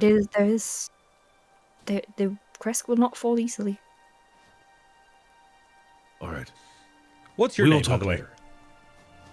Me? Yeah. I'm, He looks see like a him, herald to me. You know what? I honestly don't know. I believe it was Edward, but sure. Strange. Reminds me of a novel back home that had vampires and werewolves in it. Nice to meet you, Edward. I'm glad we didn't have to kill you. Yeah. Go now and try to make it as fast a time as possible, under an hour if you can. There you go, good boy. I will try immediately. You guys take care. And he rushes off.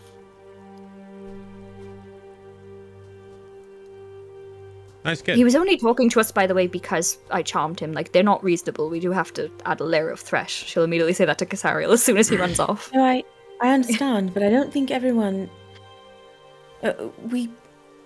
I should like us to consider everyone potential allies before potential enemies, if we could. I understand that we have to kill things here. I love killing things, but if we're to win, we have to create an army. You know, we can't do it on our own. Nobody has ever done it on their own before. So, to be different, we have to think differently. So that means no fireballs.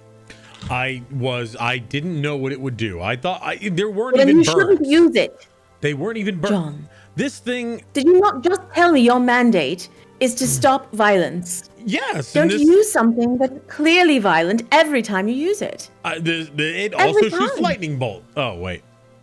which also hurts things. It's a great weapon in your hands, and you are a very capable paladin. I'm sure it's a weapon. It could be used for other things, I'm sure. Don't know why. They weren't birds. Do you guys want to go to the Abbey? It's a little cold outside, and I think William here needs help. Is he with you? Hey, you can speak. Can he speak? This big furry thing? William Yes. can speak, yes. Yeah, I was here to warn the Abbey of the impending attack. I would like to receive some healing before I go back. I can heal you. So you're warning the Feel Abbey that? of the attack? How did you know about it? Are you with them, the wolf guys? No. The werewolves in this area are our mortal enemy. They are abominations of nature where we are not. And while we do not condone them for that, they do condone us, which locks us into an eternal battle. We seek the aid of others as much as you do. We are, but with few left. But we try to help those around us. I've seen wolves everywhere. I don't know about this few business. I am not a wolf. What are you then? I am a warg. Interesting. Wargs. Nice Friendly to types meet you, of William strangers? Org. We are protective, but at least you can reason with us. Fair. And Kyle's going to say this as she starts walking sort of forward. Being like, alright, to the Abbey we go, I suppose.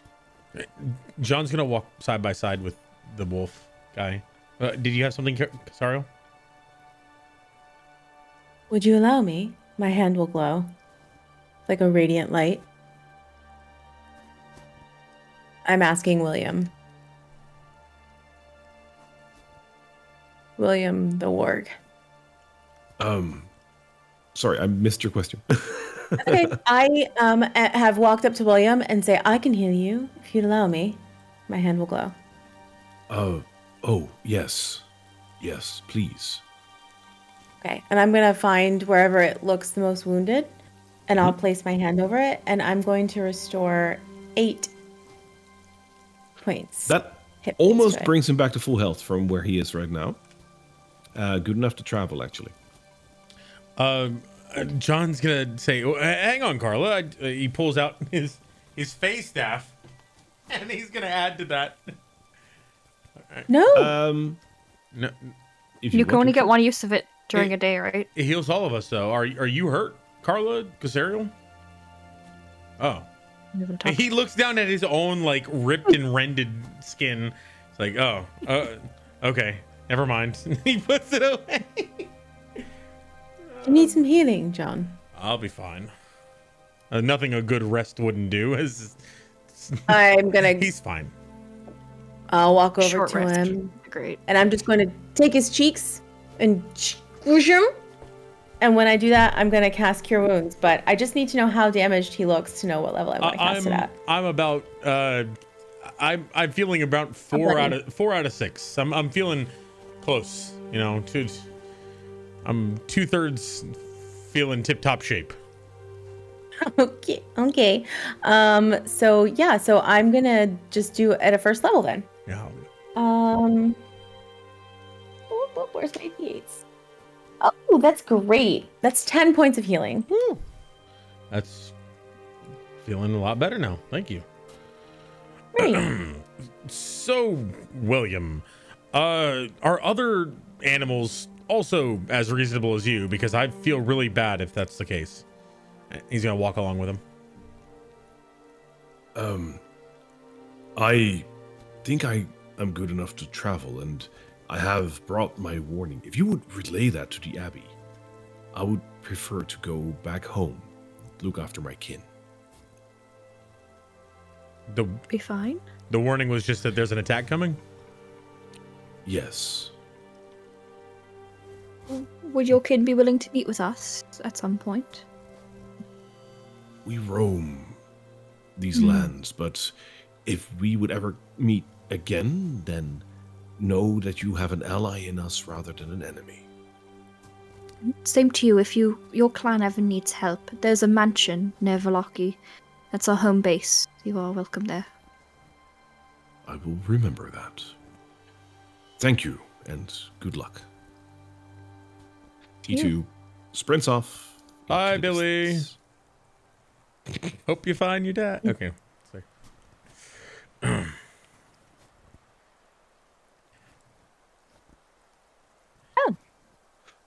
Okay. Wow. Would you follow us then? To the Abbey. Look back to the people who are there well behind us. Oh, sure. And they easily catch up to you. Both of them have a very peculiar way of running. So Siegfried has sort of like a wobbling kind of like walk, like someone who has a limp and a twisted knee and like back problems, but is still somehow very capable at like keeping up with you guys. Otto just drops on all fours and runs like a dog. That's really what it comes down to. Are you sure you're not infected by werewolfism?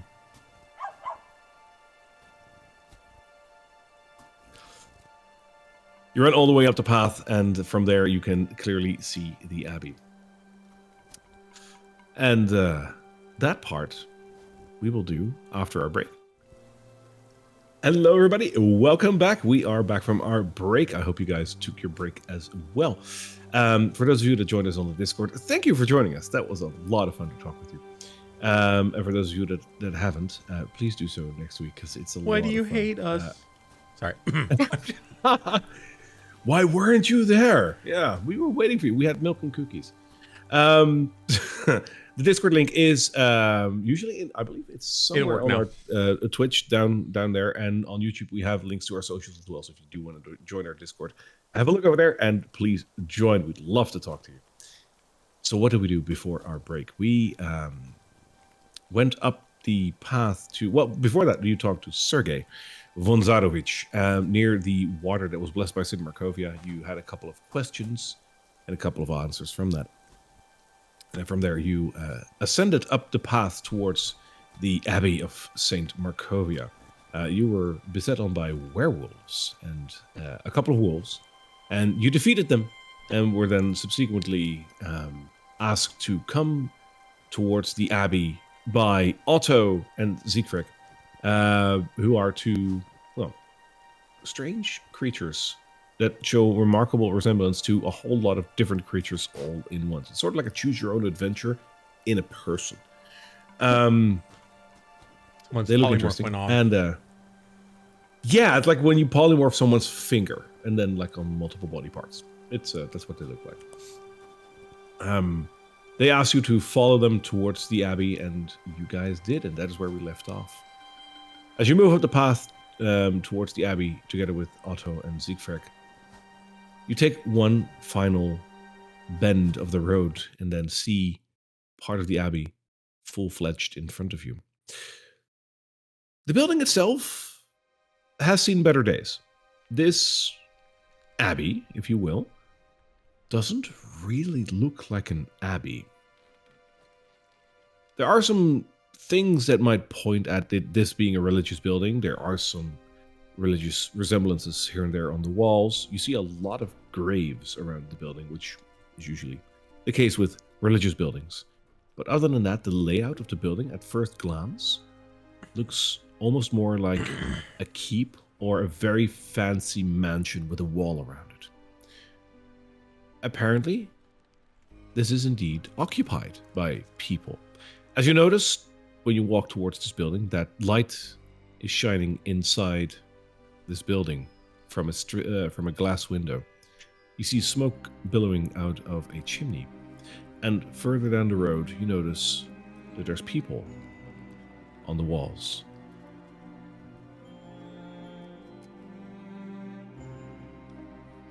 My.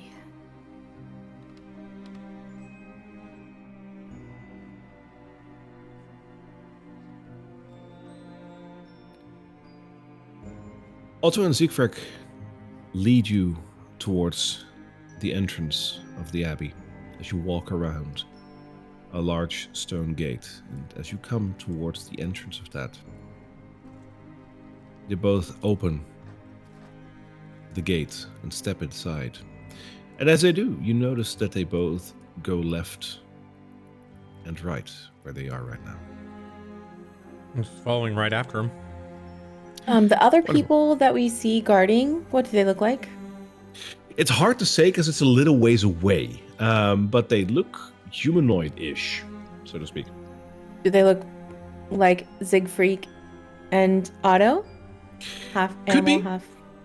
It's too far away to judge that. Like, they have the shape of a humanoid, but other than that, it's hard to tell what they really are. Give me 1 second to make sure that you guys can see what you guys should be seeing.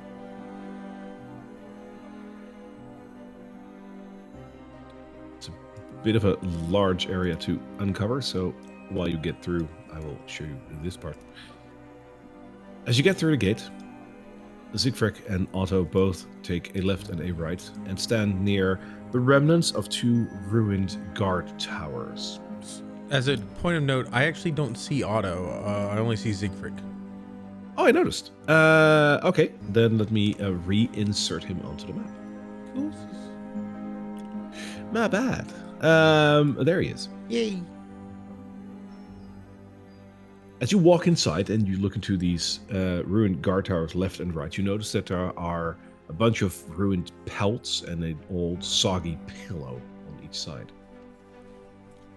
They both point at that and they say, "This is where we stay. We guard the walls. We wait here. You go on inside. You're welcome." If we hadn't come along, were you going to fight those werewolves yourself? No, we would scare them away. They're scared of us. Why? I don't know. We're just very scary, I guess. And Otto tries to stand up on both of his hind legs and make sort of like a muscly impression, and then drops backwards because he can't stand with both of his legs. Siegfried just stands there looking at it. I'll help him back up. Do they seem like they're under some sort of mind control to me? Give me a perception check. Which die to roll? Oh, terrible. Terrible. 4 plus 5, 9. No. No, at first glance, if anything, these 2 are just crazy. Alright guys, I'm usually pretty good at that. So, and it's normal for an abbey to have a graveyard, is it not? Is this a DM question or an in-game question? DM question for in terms of Neverwinter, in terms of this land. Absolutely, absolutely. Churches and abbeys have large graveyards.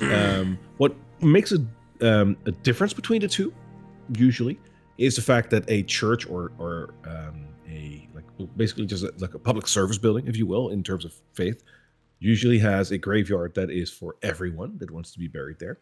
Whereas usually with an abbey or clergy, like a cloister or something, the graveyard is usually reserved for the brothers and sisters that worked there. Still, they do have a rather extensive graveyard usually.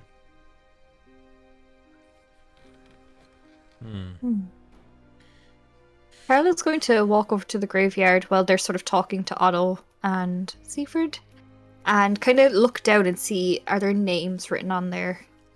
And like how fresh the dirt is, that kind of thing. So if you look down the graveyard, you notice that there is a light dusting of snow over all the graveyards. There's some pine trees here and there.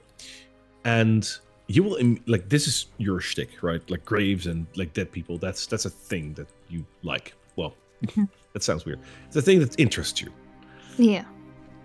You notice that these graves are old, and many of them are just covered with snow. Yes, there's names on there here and there, nothing that really piques your interest. Although you do notice that a little further ways down the graveyard, there's one headstone that is quite a bit larger than the rest.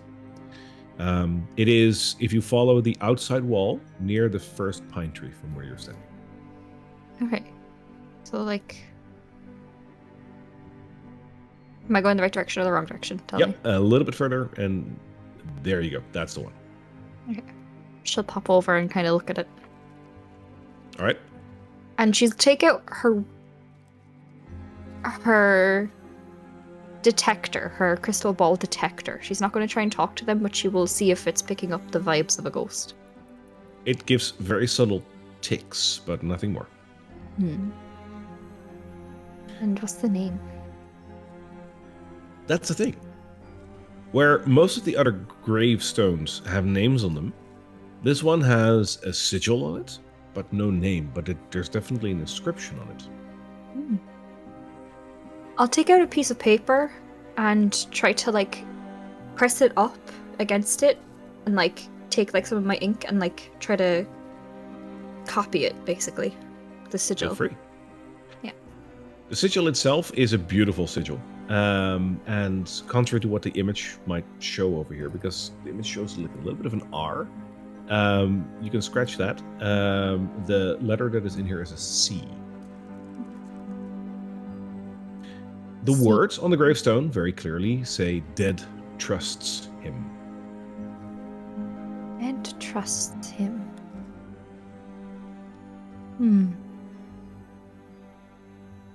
Interesting. Hop back up and turn to the other two, see that they're behind me, and be like, "Oh, hello. Shall we go in to the abbey?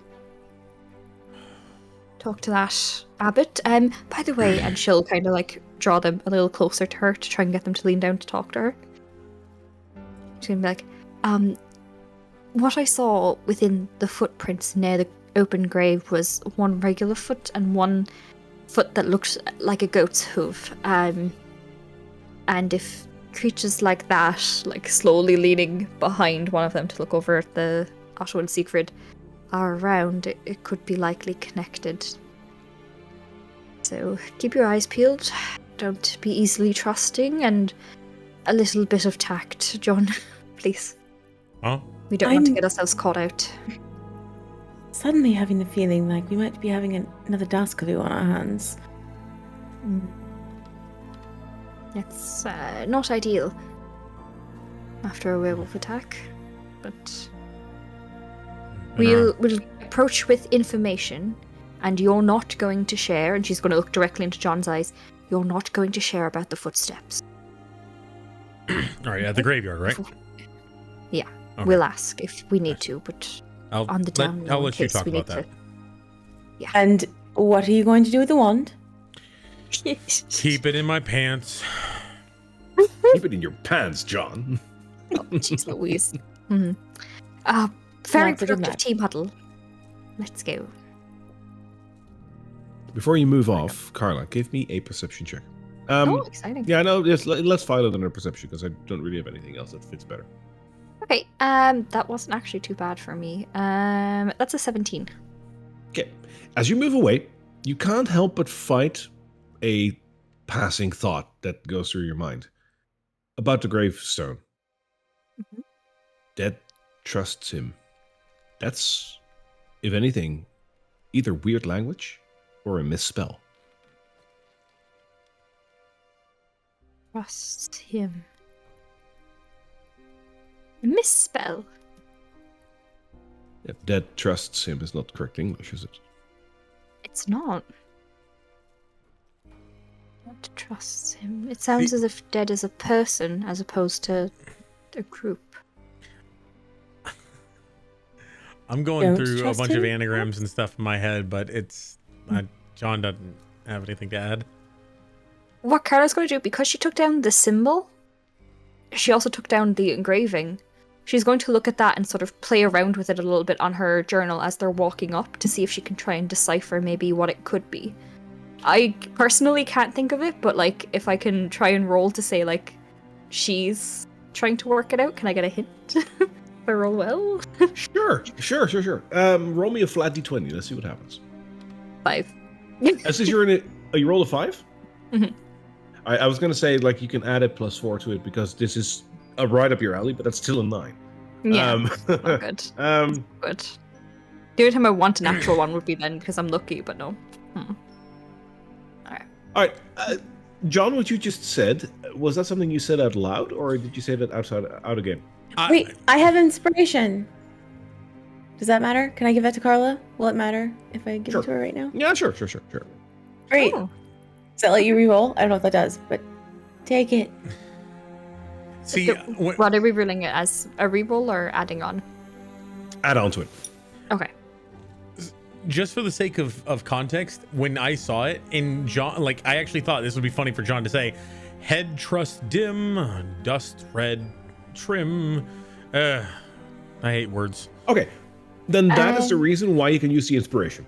That connects. Okay. So an inspiration is a d6, right? Yeah. Okay, so that is going to be a 13, which still isn't great, but it is what it is. So you hear John like saying these different Dusty words together, and you're like, trim. huh, anagram. Who knows? Who knows? I'll keep it at the back of my head. And if I personally think of it as a person, I'll I'll try. But yeah, I can't figure it out. Dead of trust. Rusty Dust. That was a weird name. Dead trusts him. And we don't recognize the sigil. We've never seen that before. No, I you have haven't. done a lot of graveyards and a lot of family stuff, so No, you will okay. not recognize this. okay. Even with cool.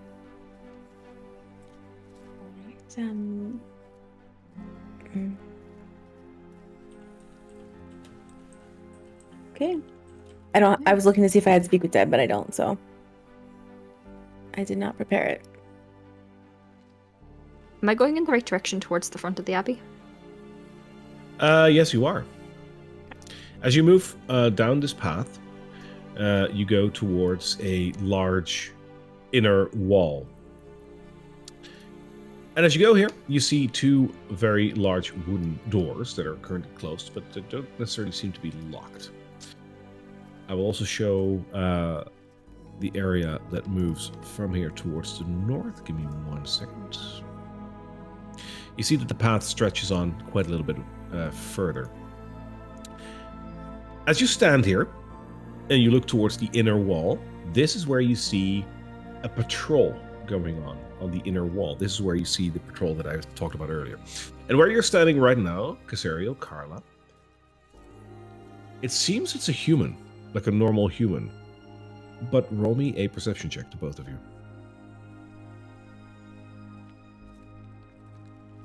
18. Okay. 17 plus 5. 22. Fair.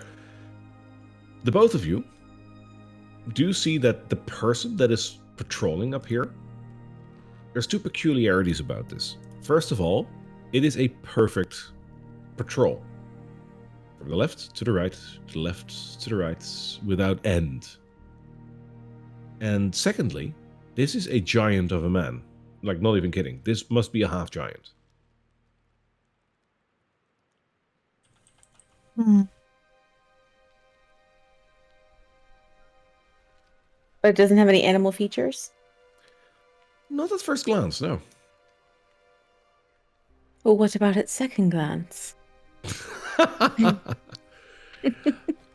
No, it's just, what you notice about it is it definitely looks like a human, just very big and very, very precise about his patrol. Okay.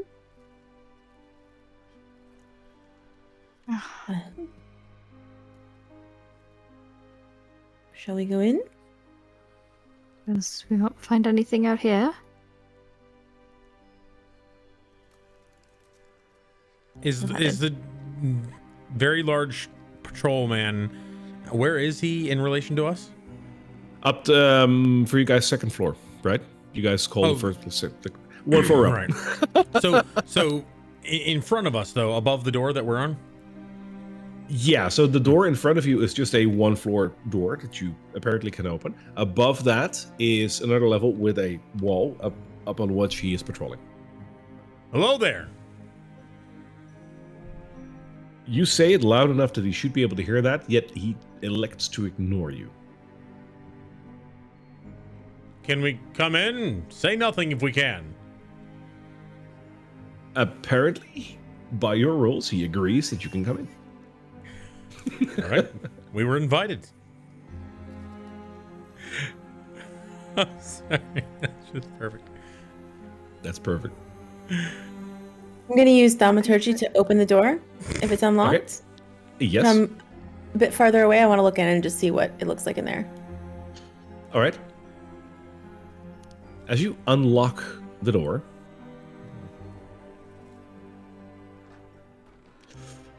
you see a courtyard. Oh, and I didn't show everything completely, but you see a courtyard. Inside the courtyard, you see a well, and you see a couple of little buildings scattered here and there. You notice that around the courtyard there are some chickens and a goat walking around.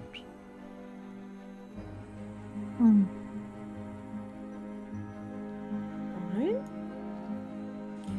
I'll step through. Can I look Little inside the chicken. well? Can I look inside the well? Of all the people, it should be you. Yes, you can. All right, I'll use my 300 feet of dark vision. See what's As you down approach the well, a small mongrel folk child approaches you. It's basically what you just saw in Otto and Siegfried, but then smaller. This particular creature that approaches you looks like it's made partially of a bat and partially of a rat, and some other features attached to it. It comes rushing towards you and it says, "You should not go near that well if you know what's good for you."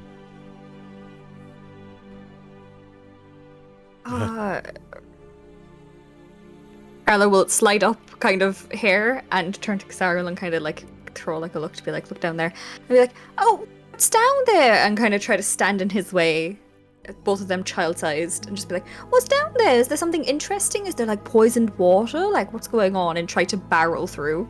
Distract Mishka him. lives down there. Who's Mishka? Well, it's Mishka. Yes, in the well. Mishka in the Yes. well? Is Mishka a person? Do they have any special features? Are they a fish? Do they live? Is there a fish in the well? No, it's Mishka. And if you know what's well for you, then you should not go near that well. Will she kill us? Maybe. I don't know. You don't know? Oh my god, look over there! And she's going to point up at the sky and try to distract him so Ariel can look in the well. The little mongrel folk kid will just look up at the sky as you do that. Yeah, I look in the well. Okay. But to be clear, I'm not leaning over the well. I'm not sticking my head into the darkness. I'm like fully planted. I'm actually going to brace myself on the side and I'm just going to peek down there. Okay, fair enough. Most of my weight is on the safe side. No appendages in the well. You're very clear. So you're not looking into the well, but you are looking into the well. Describe to me in intricate detail what you're doing right now, because what you're saying is impossible. You can't look down, but not look down. Right. I'm standing next to the well, and I'm going to grab my hair and pull it to one side so that it doesn't dip in the well, and I'm going to just peek over the top so that only my eyeballs and like the tippity top of my forehead are visible. Well, and she's basically she's not pulling a John and actually dipping her head into the well, basically. Cool. Give me a perception check. Oof. I will guide myself as I look in here because I sense great saloon, danger. help me! Oh, saloon, help me! Okay, there, team. 18 plus 22. Okay. You see 8 tiny beady eyes looking back up at you, ready to strike. Yes. I get the fuck out of there. I'm out. I'm so far out. I'm so far out. I'm gone before I even see the eyes. It was weird. Nothing happens. Ooh. There was a reason why I said what I said, Boris. Mishka must be a friend of yours. No? Mishka is a brother of my nephew. Really? How many legs does Mishka have? 4. 2 legs. 2. 2 legs? Mm-hmm. But 8 eyes. Yeah. Oh. Well, what's your name? Why do you have a bat ear? Why do you have a good ear? Sorry. No, that's really good.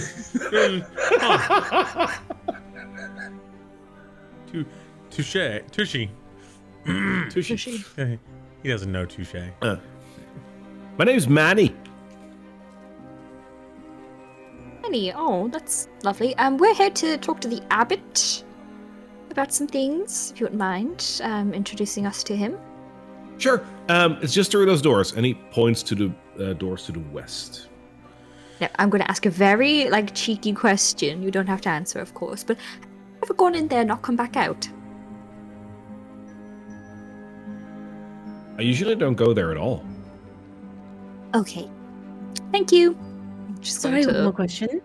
Your friend Mishka, does anyone ever refer to her as a queen? What do you mean, lady? Queen? Spider queen? No? Nothing? No spider? No. No. All right. Okay. Anything else? I need to go back to the chicken. Can that guy upstairs hear us? I point to the... I wouldn't go near him. He's there for protection. Well, we mean no one any harm here, so... Well, so am I. And... Okay. So is there anything else? I need to go back to my chicken. Go back to your chicken. Great. Bye. As you say that he can go back, he rushes back towards what seems to be the chicken coops. And he locks himself inside with the chicken. For him. Is this the door that he was pointing to? No. He pointed to the door to the west. Okay. Then Carla will make her way over there. And as we're kind of walking, she'll turn to Casariel and be like, fuck off, spider in there. I saw 8 eyes, and that was all I needed to see. Excellent. Okay, good. Good to know. Yeah, and Casariel hugs this wall. She's actually stepping over these troughs, ridiculously, because as far away from that well as she can get, that's where she's going. She's tripping and getting gross stuff on her dress. She does not even care. Well, that went well. Yeah, no, it didn't. Did you not hear what I saw in that well? Mishka. 8 eyes, John. 8. Yes, So 8 eyes. There's 4 people down there. No, 1 person, 8 eyes, 2 legs. Don't strain yourself. We need you to be present for this battle that we're clearly going to have. All right. I'm going to use thaumaturgy to open that door, too. If I can. Cool. You totally can. The door swings open with ease. And as it opens, you hear peaceful, angelic music that fills the hallway. You see a hand-woven carpet with a symbol of the sun that leads to a grand hall behind it, which, by the way, I should show you guys so you can actually look along, of course.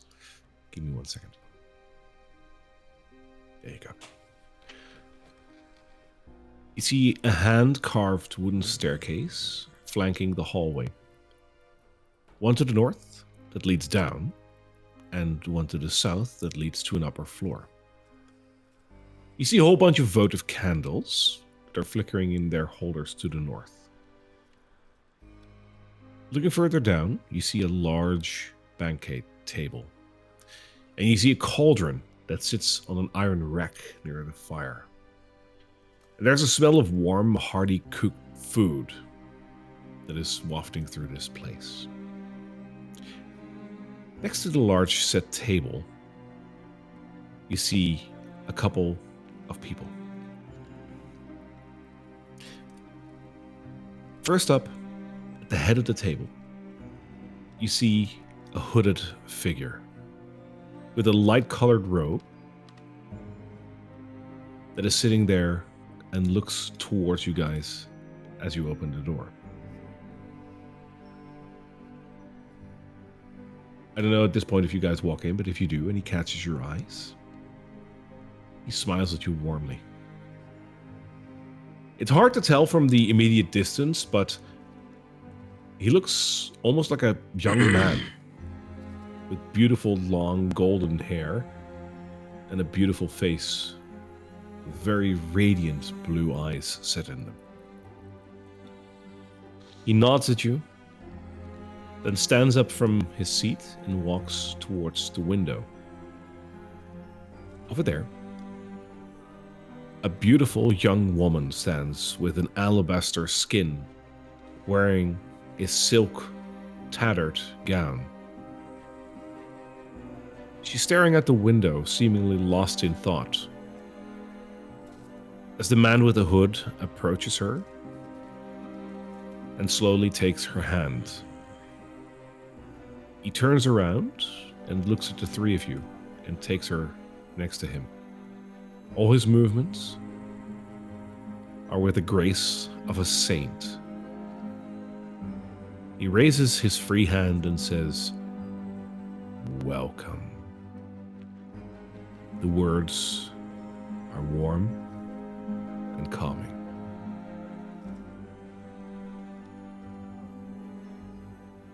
Hello. There. Hello.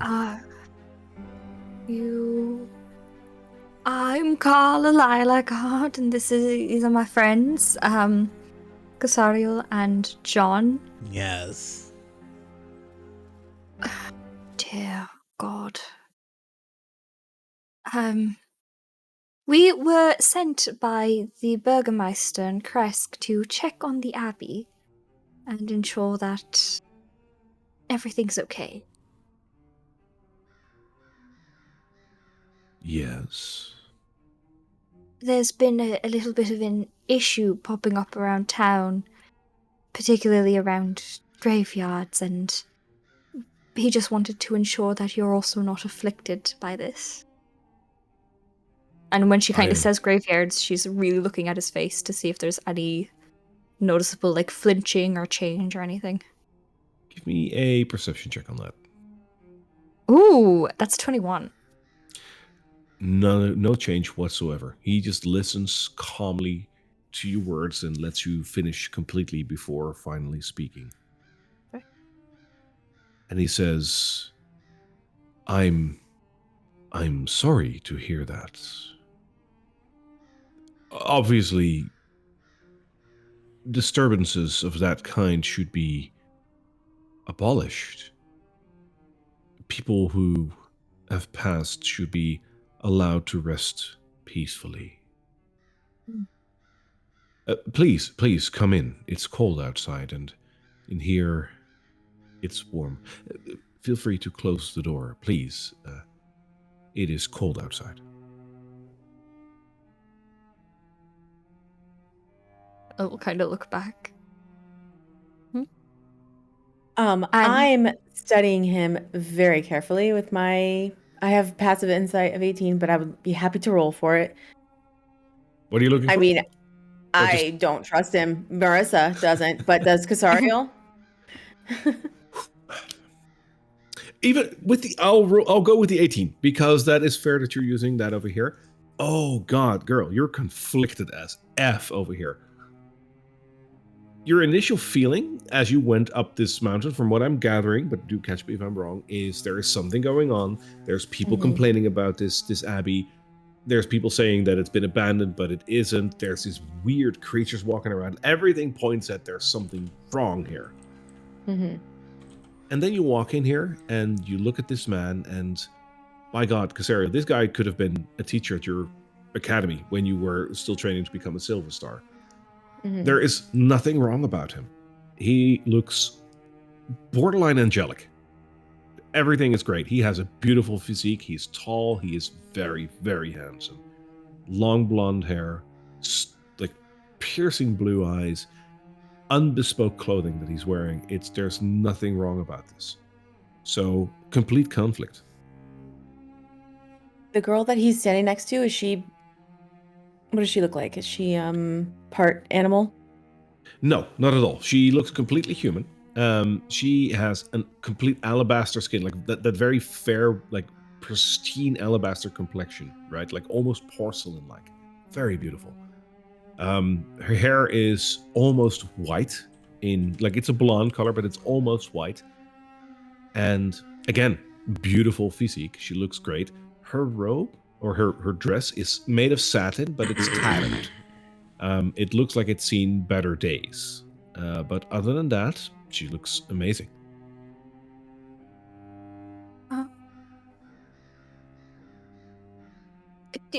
I don't know how to put this in a way that is not insulting, but are you aware of the people who are outside and sort of the affliction that seems to be upon them? I am. Yes. Nothing good. They were acting as if there was nothing different about them. It is something worthy of praise to see them cope with their affliction in the way that they do. Please, he says, feel free to sit down or stand, whichever you want. But feel free. And he moves back to the seat he was originally sitting in, taking the girl with him and prompting her on the seat right next to him. John walks to the other end of the table and sits down at the other head. Asserting dominance along the way. I love it. Ella will sit down across and pull out her journal a little bit and just kind of very cautiously stay alert. Do you know how they happen to become afflicted like that? When I came to this abbey, these creatures were already here. A terrible curse has befallen them, and of that I know very little, but I'm trying my very best to unearth what the reason of their affliction is. However, and this is perhaps one of the most painful parts, their affliction is hereditary. They call themselves the mongrel folk, and whenever they mate, their offspring, when they do survive, is often afflicted in much the same way as their parents are, but it is almost a roll of the dice to see what comes out. I mean that in the most sincere way. There are still creatures worthy of love and affection and worthy of a life well spent living. Well, the ones that we've seen certainly do have purpose. They can be employed in certain ways, it seems. The abbot looks across the table at you and he says, "Right you are, Escher. These creatures indeed have a purpose and a life to fulfill, even in the shape that they are. They just need a place to feel safe and useful." Do the people of Kresk know about them? Do you keep their existence a secret? I don't want to keep them a secret, for it feels wrong to keep even a creature as them a secret. They are still worthy of a life, but I do try to keep them safe here, yes. You two know each other then? I'm going to glance between Escher and the abbot. It seems so. Does Escher know him? Yeah, I figured you wanted to know that before we go any further. Escher knows of you. Yeah, you haven't Escher met knows him of him? personally Okay. before. Yeah. All right. It seems my fame has preceded me. I'm aware of your little existence here. I didn't know the size of your operation. It's rather commendable. The abbot slowly nods and says, "Yes, I have spoken with the lord of these lands on quite a few occasions and have heard your name in passing fancy. It's interesting to see that you have not come on your own merit, but choose to use a vessel instead. I mean no disrespect, of course. It's still nice of you to join us." Yes, well, everything has its uses, as we've discussed.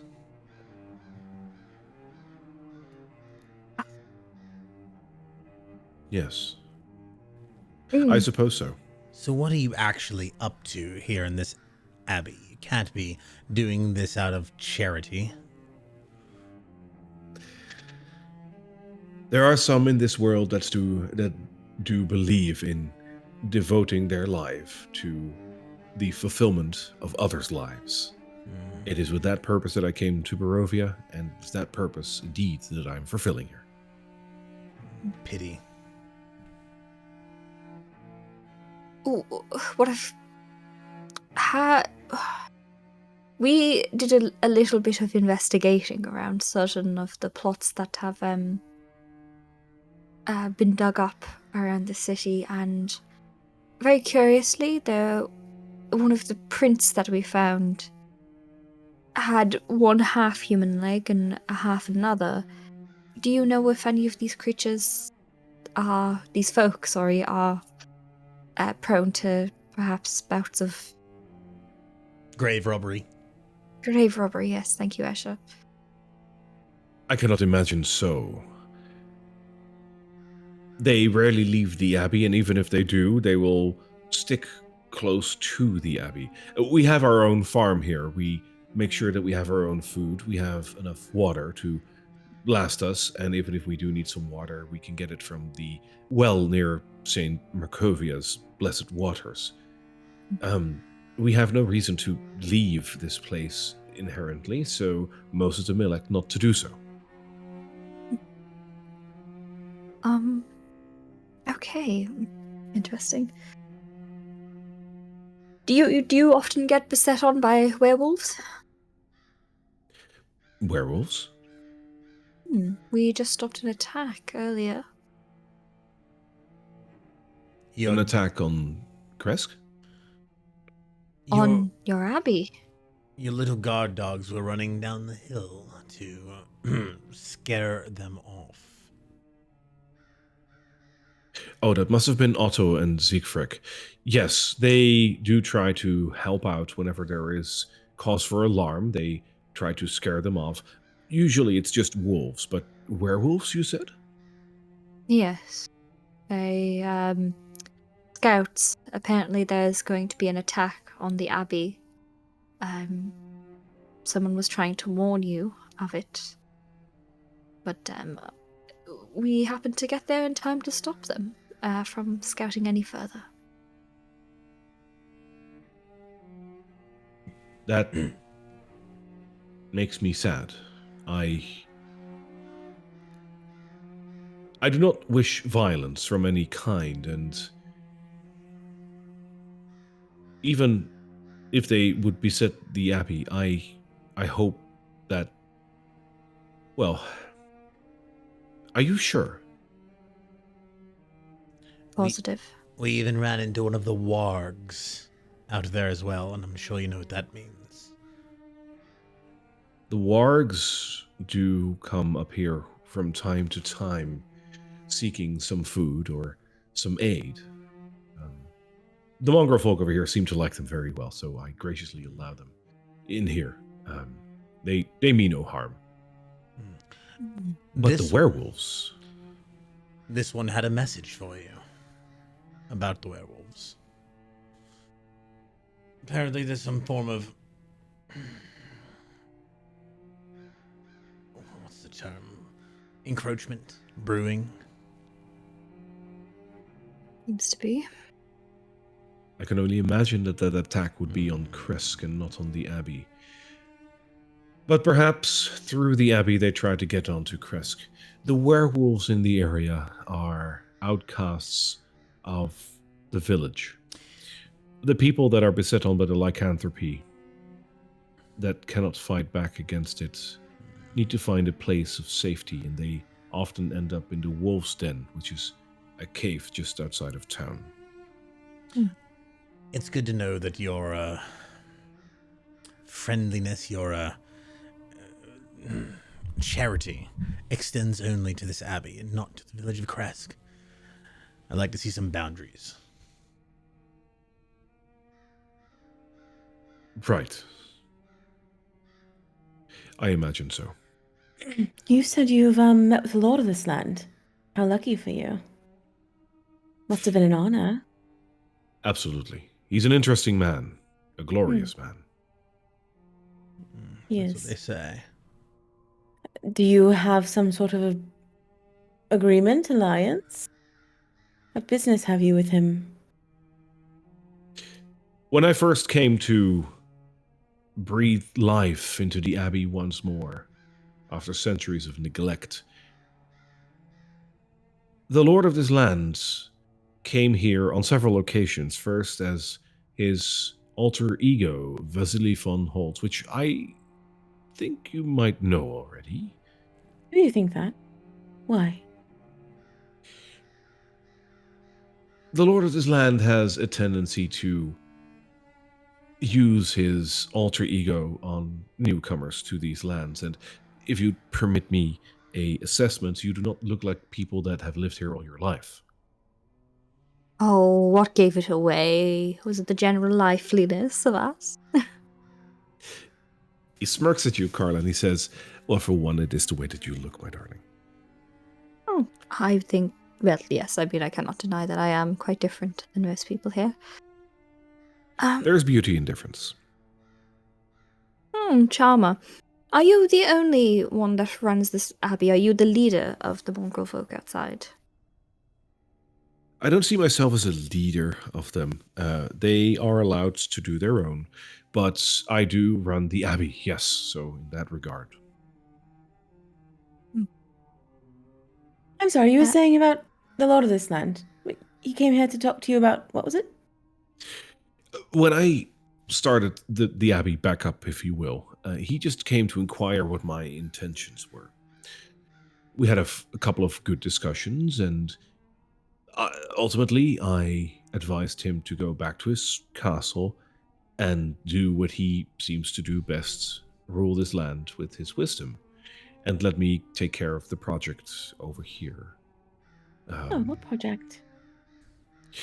For one, to get the abbey back in working order, which I think we have done so rather well. And secondly, to provide shelter for those who have no other place to go to. The mongrel folk would be a perfect example of that. And how long ago was that? Oh, it's been a while. Has it? Yes. That's strange. You look so young. Hmm. How do you And do so it? do you. I am young. Well, and so am I, considering. Considering. Come now, don't be coy. Well, I mean, you look like you have traveled a bit in your young life already, and you know, perhaps as well as I do, and he points at Carla, that not everybody ages in the same way. So you're not Ah. human. No, of course not. What are you? Might I ask? Why would you wish to know? I'm an inquisitive sort. Abbott?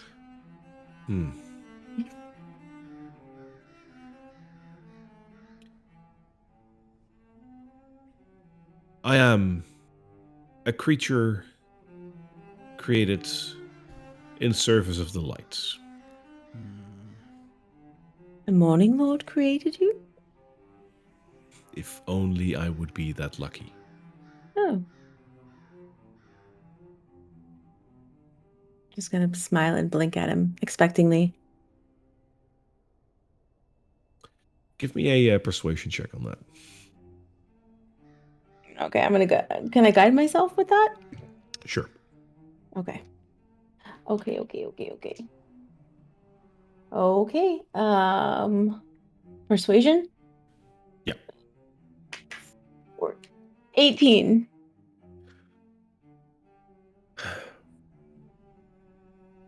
I wonder if my honesty would help you in any way, but I see that your thirst for knowledge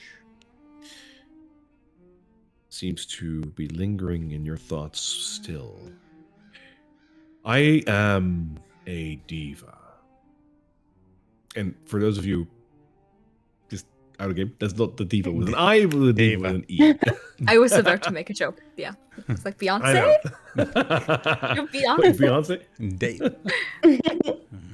It's like a diva. I trust him. So I actually suddenly trust him. It's fine now. Understood. You know what? I've been meaning to say, but John is a bit of a diva sometimes. I don't know. You're related. I'm gonna look at Usher and say, "Run along home to Daddy. I need John back." I think you need somewhat of more intellect in this moment. Have you thought more about your little puzzle from earlier? It's plaguing my mind. Do you know the answer? He's gonna look over to the abbot and just like disregard him entirely. Just say, It seems you've come into contact with a family several times while you've been here, or it's rather their home initially, and maybe a few other things. You had some time in a house owned by the Durst family. Does that seem to ring any bells? Yes. I'm not sure what you are. no, he's looking right at Carla. He looked over at the abbot and then just completely disregarded him and just kept talking with Carla. Ah, okay. Yes. Given that hint, she's going to immediately start scribbling. By the way, but I'm really out of it with the thing because I'm thinking so hard about this. And I don't fully know. I just know that Durst is something that makes it up, and we have had a lot of interaction with the Durst family.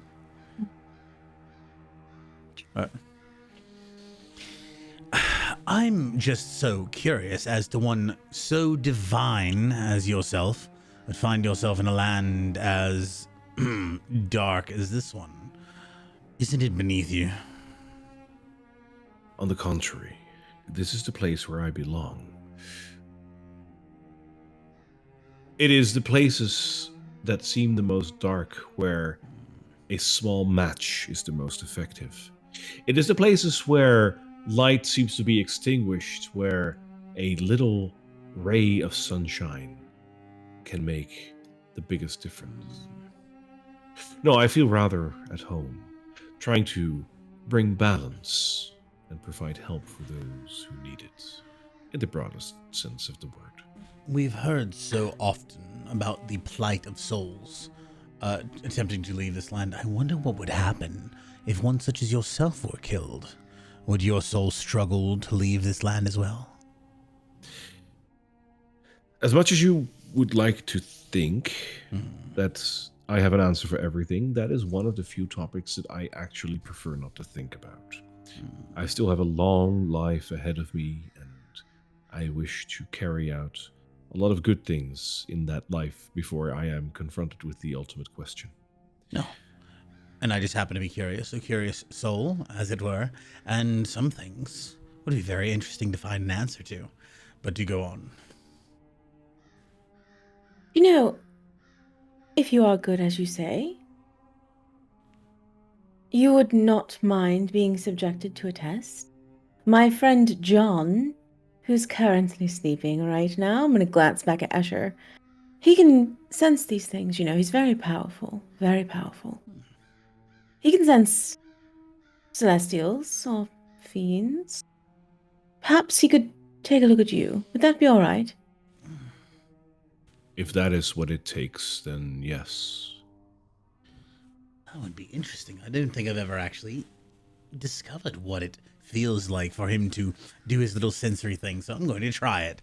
And he opens up and does his detect, his divine sense. Divine sense? Yeah.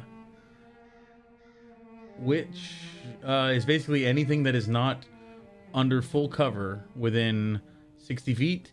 I know if they are celestials, fiends, or undead, or anything with the hallow spell. Interesting. Okay. As you open up to do this magic,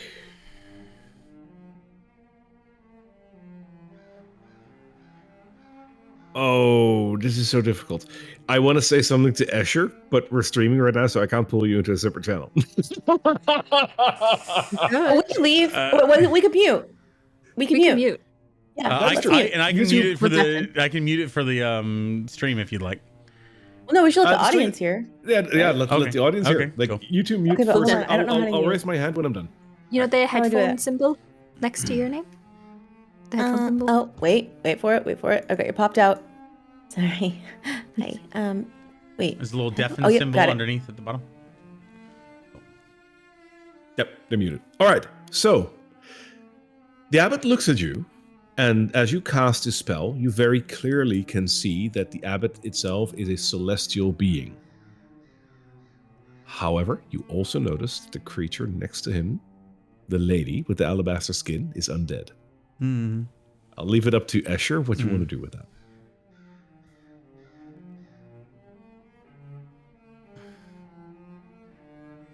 Was that a symbol to come back? Yes. Okay, cool. He sort of like closes his eyes and smells and Maris, are you... Hang on. Chris Casario, are you back as well? I figured as much. Give me a second. Hello. There we go. Welcome back. Okay, go on. so he does the whole like he closes his eyes and goes, breathes in and goes.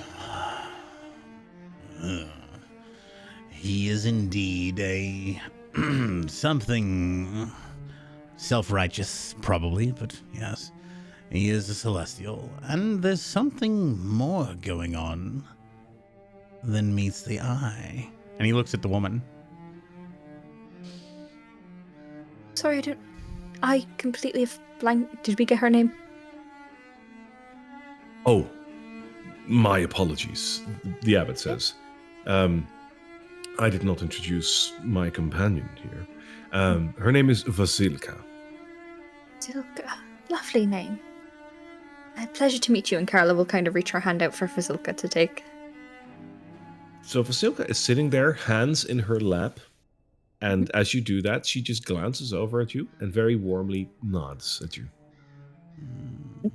Nod back.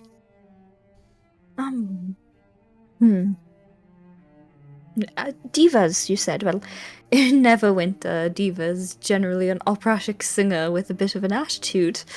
I've met a couple of them while I was studying my arcane magic.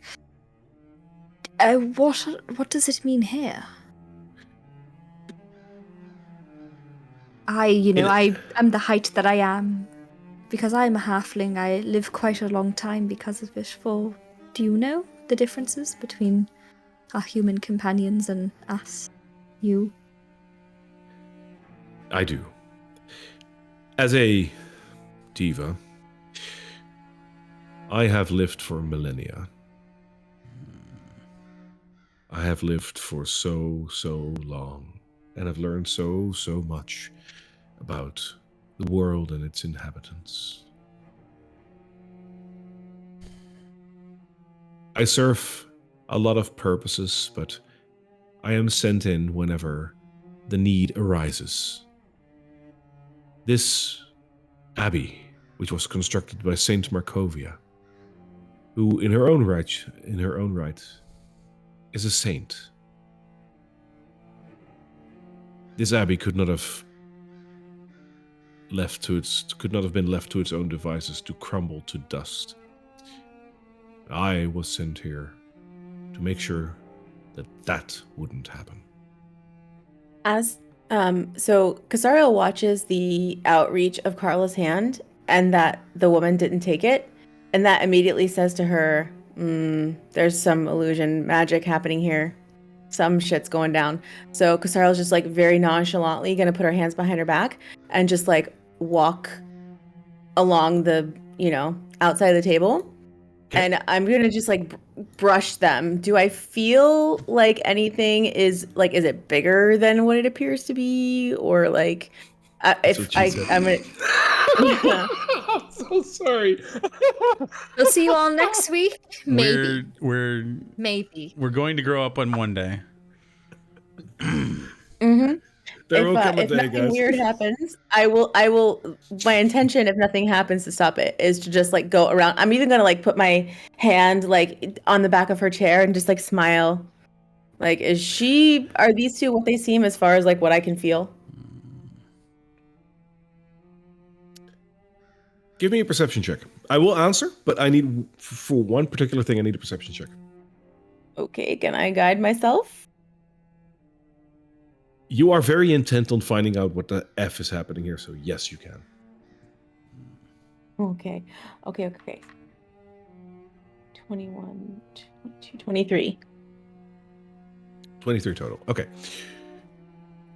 As you brush along the abbot, you will feel a very well-built man in like his 20s, maybe like early 30s. Nothing about this screams illusion at all. Like, this feels like a human being, or, well, diva in this case. As for Vasilka, as you brush along her as well, you feel human skin, and you feel, well, a person sitting there. With one very small caveat, and that is that she feels a little cold. Granted, it is cold in this hall. The fireplace is roaring, but it's still cold up here in the mountains. But she did feel a little cold. I'm gonna flick my gaze to Escher. You wouldn't think of a divine being stooping so low as to spend time with one who has passed on. Are you perhaps, he's addressing the girl, this saint that we've heard so much about, come back to haunt these halls? And she turns her head very slowly to you, and then smiles and very slowly nods at you, as if trying to friendly greet you. You've only got one mode, don't you? And that's polite civility. The abbot speaks up and he says, "You will have to forgive Vasilka. She still needs to learn table manners and all the other normal interactions. You see, she has had her history and she needs to be taught proper manners and interaction. It will take some time."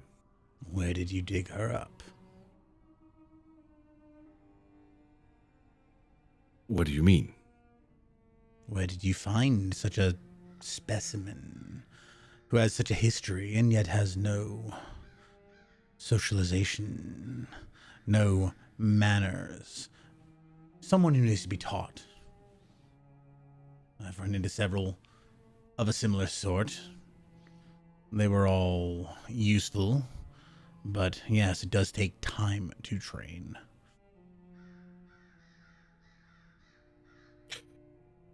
Well, I haven't found her anywhere. But she has been quite a project. Aren't they all? Do elaborate, if you would. She's not of the living, dear. I'm going to give a withering gaze back to Escher before turning back. I feel colder than her skin. He is right, unfortunately. Vasilka is not yet living. You trying to bring her back? Not exactly.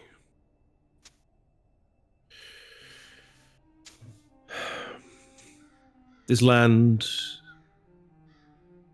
seems to have some problems. Understatement of the century, but go on. It seems that the people here seem to have some problems with their souls. Some people that live here are soulless husks that would require a soul but have none. And then there are those that do have a soul almost on retainer. They die, the soul passes on to the next living thing, and the cycle continues. It gets quite normal once you get used to it, but it is still, in essence, an abomination of nature. I am sure you would all agree.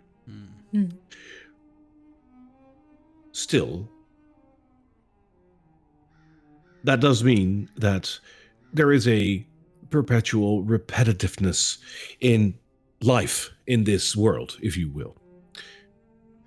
I have talked at length with the Lord of this land about this, and he assured me that no matter whatever I found or had an opinion of with this, he would love one and only one woman. And he was actively searching this woman. He did mention a name, but I have to admit that I forgot this name. Feeling that I do owe a debt of gratitude to the Lord of this land for allowing me to do what I do over here, I have diverted some of my effort and power and energy to help him with his predicament. The Lord of this land needs one thing in his life to make sure that he returns to his old ways. The Lord of this land needs love, for love is a conquering emotion that can cure a lot of things. I intend to help him with this by creating the perfect bride for him, to make sure that she can love him forever, as he too lives forever. Got to be shitting me. You're building solution? a bride. The solution to fixing Strahd is to love him. It's rather unfortunate he's so detestable, isn't it? But you've stolen this... Is she even one woman? Is she multiple parts that you've taken? Have you been trying to trap the soul of whatever woman he wants to love? She is an experiment, but so far, she seems to be doing rather well. But she can't love him. She's not a person. I think he intends I am to... sure with a proper education, she will be able to help him and love him for an unlimited time. If I'm... There's one problem. Good. He's already found his love. Do you not know that? Perhaps you're unaware. I have heard of this, but tell me this. If that woman too perishes as she has done so many times before, what then? Will he then pursue the next helpless person? And speaking of that, where do we draw the line on what is a person? Once the soul that lingers in this world latches on to a newborn husk, do we call that a person? Is that person allowed to live a full life? And if that's the case, is this one soul then allowed to be tormented by the lord of this land in a continuous spiral as he looks for her again and again? Or should perhaps this be a solution to a very difficult predicament? If love conquers all and we can devise a situation where love can be given undivided and for eternity, even through some interesting means, would that not be a way to abolish the evil in this land? My good friend Dr. Daskalou said that this way, perhaps, we could create life, and therefore create love. But he's in love now. Why is the land not healed? Why is all not put to right? This love is temporary. This love would not sate him for the long shot, and he will then again be hurt by the search for where this soul has been. His 3-4 years of love will be exchanged for 100 years of searching where the soul went. 4 That is years? no way to live. What do you mean 4 years? She's a young girl. And then what? He marries her, and then it would not take her a week, a month, a year, maybe 4 years before she throws herself off the balcony, and he has to search again for where she is, and the cycle continues. They all kill themselves. All these reincarnations of Tatiana. There have been unfortunate accidents in history, and history has an annoying tendency of repeating itself in this land. Real quick, I'm going to look at the windows. Are there birds, like ravens? Like, or is that just ambiance, or is that something I'm supposed to be hearing, or we're supposed to be hearing? That's a good question.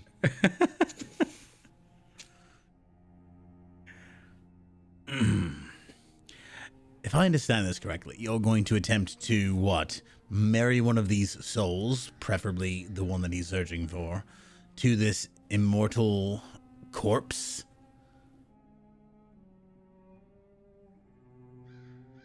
That might be a next step. If this would not suffice as is, then wouldn't the sacrifice of one soul to save the rest not be worth it? Sacrifice them all. They're all tools anyway. What happens when he falls in love with his eternal bride? Then what? Well, that remains to be seen, but I am convinced that if that finally soothes his pain, the curse will be lifted. Do you know about the curse? Do you know what happened? Are you aware? It sounds like you do. Me? Oh no. To think that I would know more than a diva, that is ridiculous, isn't it? How could I? I'm Yes, how could you? merely a girl. Yes. So you do not, then? I haven't the slightest, but do clue me in. Oh my.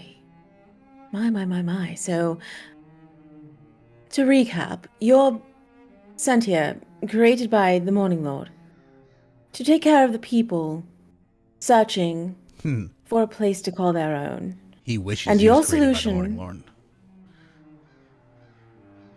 Sorry. your solution to the problem here is to create undead to sate the desires of the lord of this land in hopes that that will perhaps end a curse that you know nothing about. Is that right? That is an interesting way of putting it, but yes. And unless you have a better alternative to present that actually works as the first group to do so, I would be more than happy to hear it. Until then, I think that my efforts over the last couple of 100 years have proven to be more fruitful than any of your endeavors so far. 100 years is a rather long time. Yes. Well,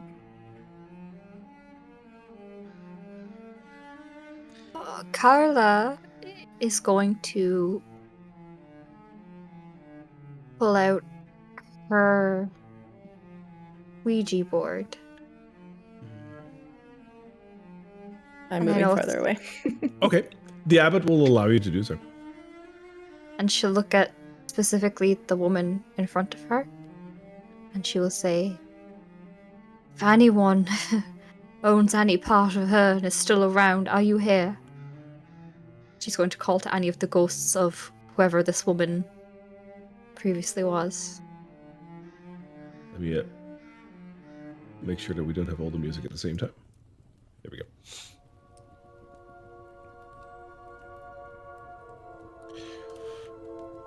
You were saying? Carla is gonna basically call out and be like, she'll look at the abbot and then back to this woman, undead woman, and be like, anyone who perhaps at some point was this woman, are you here?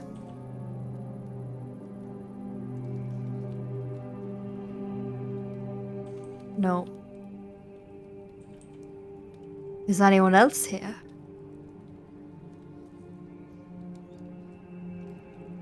Who are you?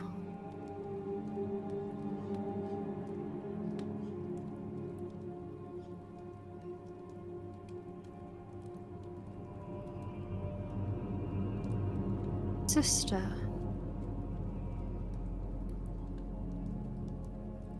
No.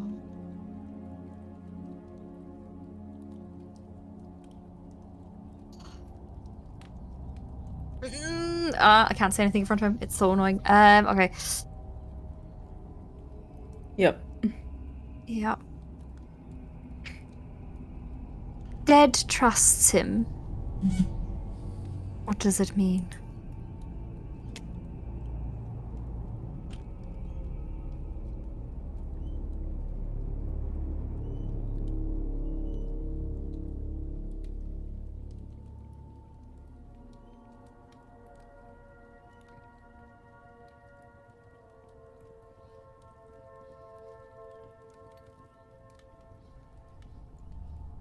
I missed that. Come to morgue. That's it. Come to more. Yes. More. Morgue. Okay. I'll kind of look up and look at this like undead woman, and then I'm going to look past her to Casariel, and in her head, she'll hear, I don't know what to do about this. I want to kill him. I need to know what that is before I think we can do that, but I understand. I don't trust him either. That's She'll such a pack up to... Sorry, go on. He not privy to that conversation. He goes, That's such a fascinating toy. Fun, isn't it? Really helps with them. Undead, dead, and all of that. I'd love to see how it works someday. In person. Would you? Does your master know you're gone? Oh, my master doesn't know about your little schemes here, but he might someday.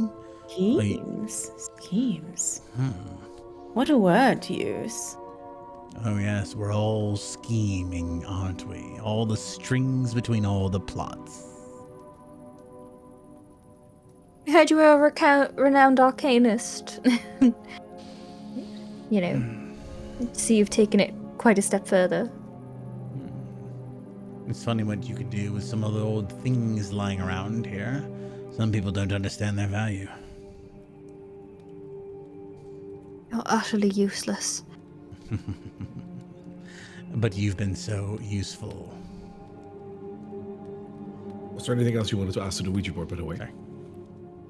No, I think as soon as she's kind of pulled out of it, she'll close it up and kind of look and see if the abbot is having like a very negative reaction to her asking questions that she's asking. Apparently far from it. He's just sitting there, and while he is emotionally invested in this conversation, he doesn't strike you as either aggressive or not even discourteous. He's just very engaged and very enamored with the topic. But other than that, no, this is a very relatively civil conversation. Abbott, Look, might I ask you, do you know of a sword? We're looking for one. Is there one There's here? There's many swords around. Oh. Any sword in particular?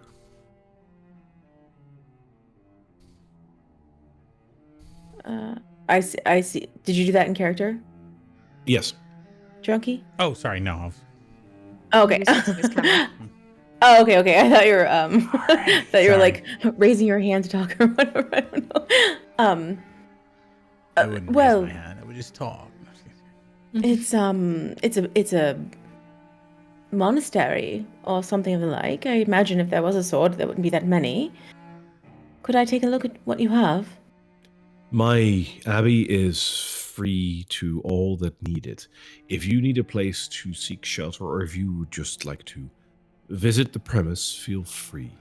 Do note, if you go upstairs, watch out for the flesh golem. We have one of those at home. He's quite lovely, actually. That's not the point. So, I mean, cards are on the table. You've got an undead girl there, and, recently a girl's body went missing from a graveyard. Was that you? I hope not. I make sure that I do not inconvenience anyone with my experiments, for that would be both unwise and also unholy. So, to answer your question, no. This That's girl what- was not built of body parts harvested in the town below. Where did you that's get what's your like- body parts then? Now, that is something I would prefer to keep silent for now. I am permitted some secrecy. I'm sure you would. If you were working with our friend Daskalu, then I'm certain you had all kinds of suppliers.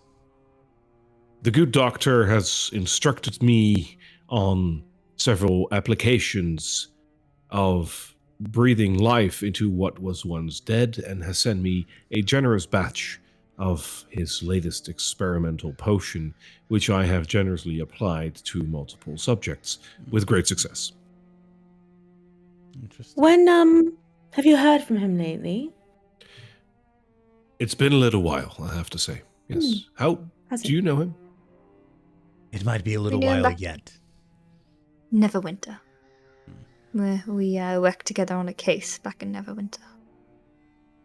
Well, you would be interested to know then that he has recently taken up residence here in this land. No. Shocking. We'll have to pay him a visit someday. If you want to, he lives in a manor just outside of Vallaki. It is just about a 20-minute travel from the town towards the south. We'll keep it in mind. I'll have to go pay him a Is- visit. We're free to explore here. We're going to continue doing that, I suppose. Oh, I would Please do. love to look around. What a beautiful place this is. Well, thank you. I do try.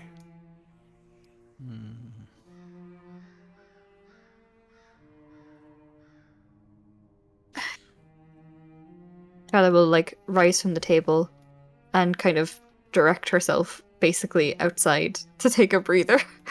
I'm gonna walk by John and like shoulder check him. Well, Asher, and shoulder check him. Be careful to keep your fires lit. The cold up here can be the death of you. He's gonna, say that, looking right at the girl, and then head out. He looks back at you very slowly and then very slowly nods at you friendly. Before we all leave, does it seem like where we are now upstairs is like where we would start exploring, or outside and then somewhere else? From what you've gathered so far walking around the premise, the area that you are right now seems to be the smaller part of this. Like, so the courtyard that you see right now does not have anything built above it. So there's just like walls with like railings where apparently that flesh golem is walking. And then you have two adjacent buildings, the one that you are in right now, which seems to have a lower and an upper part. And then there is the building on the other side of the abbey, which seems to be rather bigger and also has multiple floors. If you're going by the logic of we're here right now, might as well start here, then feel free. But the building on the other side is bigger. Escher beckons to Carla and just sort of looks knowingly down the stairs. Just She'll pop back in after having like a little bit of a moment and then come back to them and wait for one of them to take the lead. Oh, fascinating. I'm gonna, as Carla walks by me, I'm just gonna grab her hand, like, and give her a look. She'll return it, and she just looks really like, kind of like out of it and a little bit lost with the moment that you've just had, because it doesn't feel right to walk away from something like that. I'm gonna look up at Escher and then look back at her. Oh, don't worry. I'm just getting Just some do fresh one of air. these. You can't see me. You're around the corner. oh, okay. I'll message her then in Yeah. my head. Like, I'm not happy with him. No, we can't talk about anything in front of him. But I'm with you. Even if I seem like I'm not. Just for show. Everything we do here will be taken back. Possibly. Probably. Though, everything he does here we can take back as well. It's the unfortunate sort of stalemate we found ourselves in. Yes. Yeah. If you need me to use this, we need a symbol, some sort of signal. Oh, Something he that's a wouldn't great know. idea.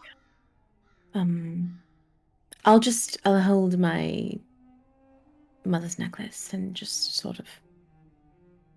Okay, perfect. All right. Continue down. As you walk down the stairs and go around the corner, you are shocked to see what you see down here. For it is episode 31. Because we're boy. our time. Oh, oh my god.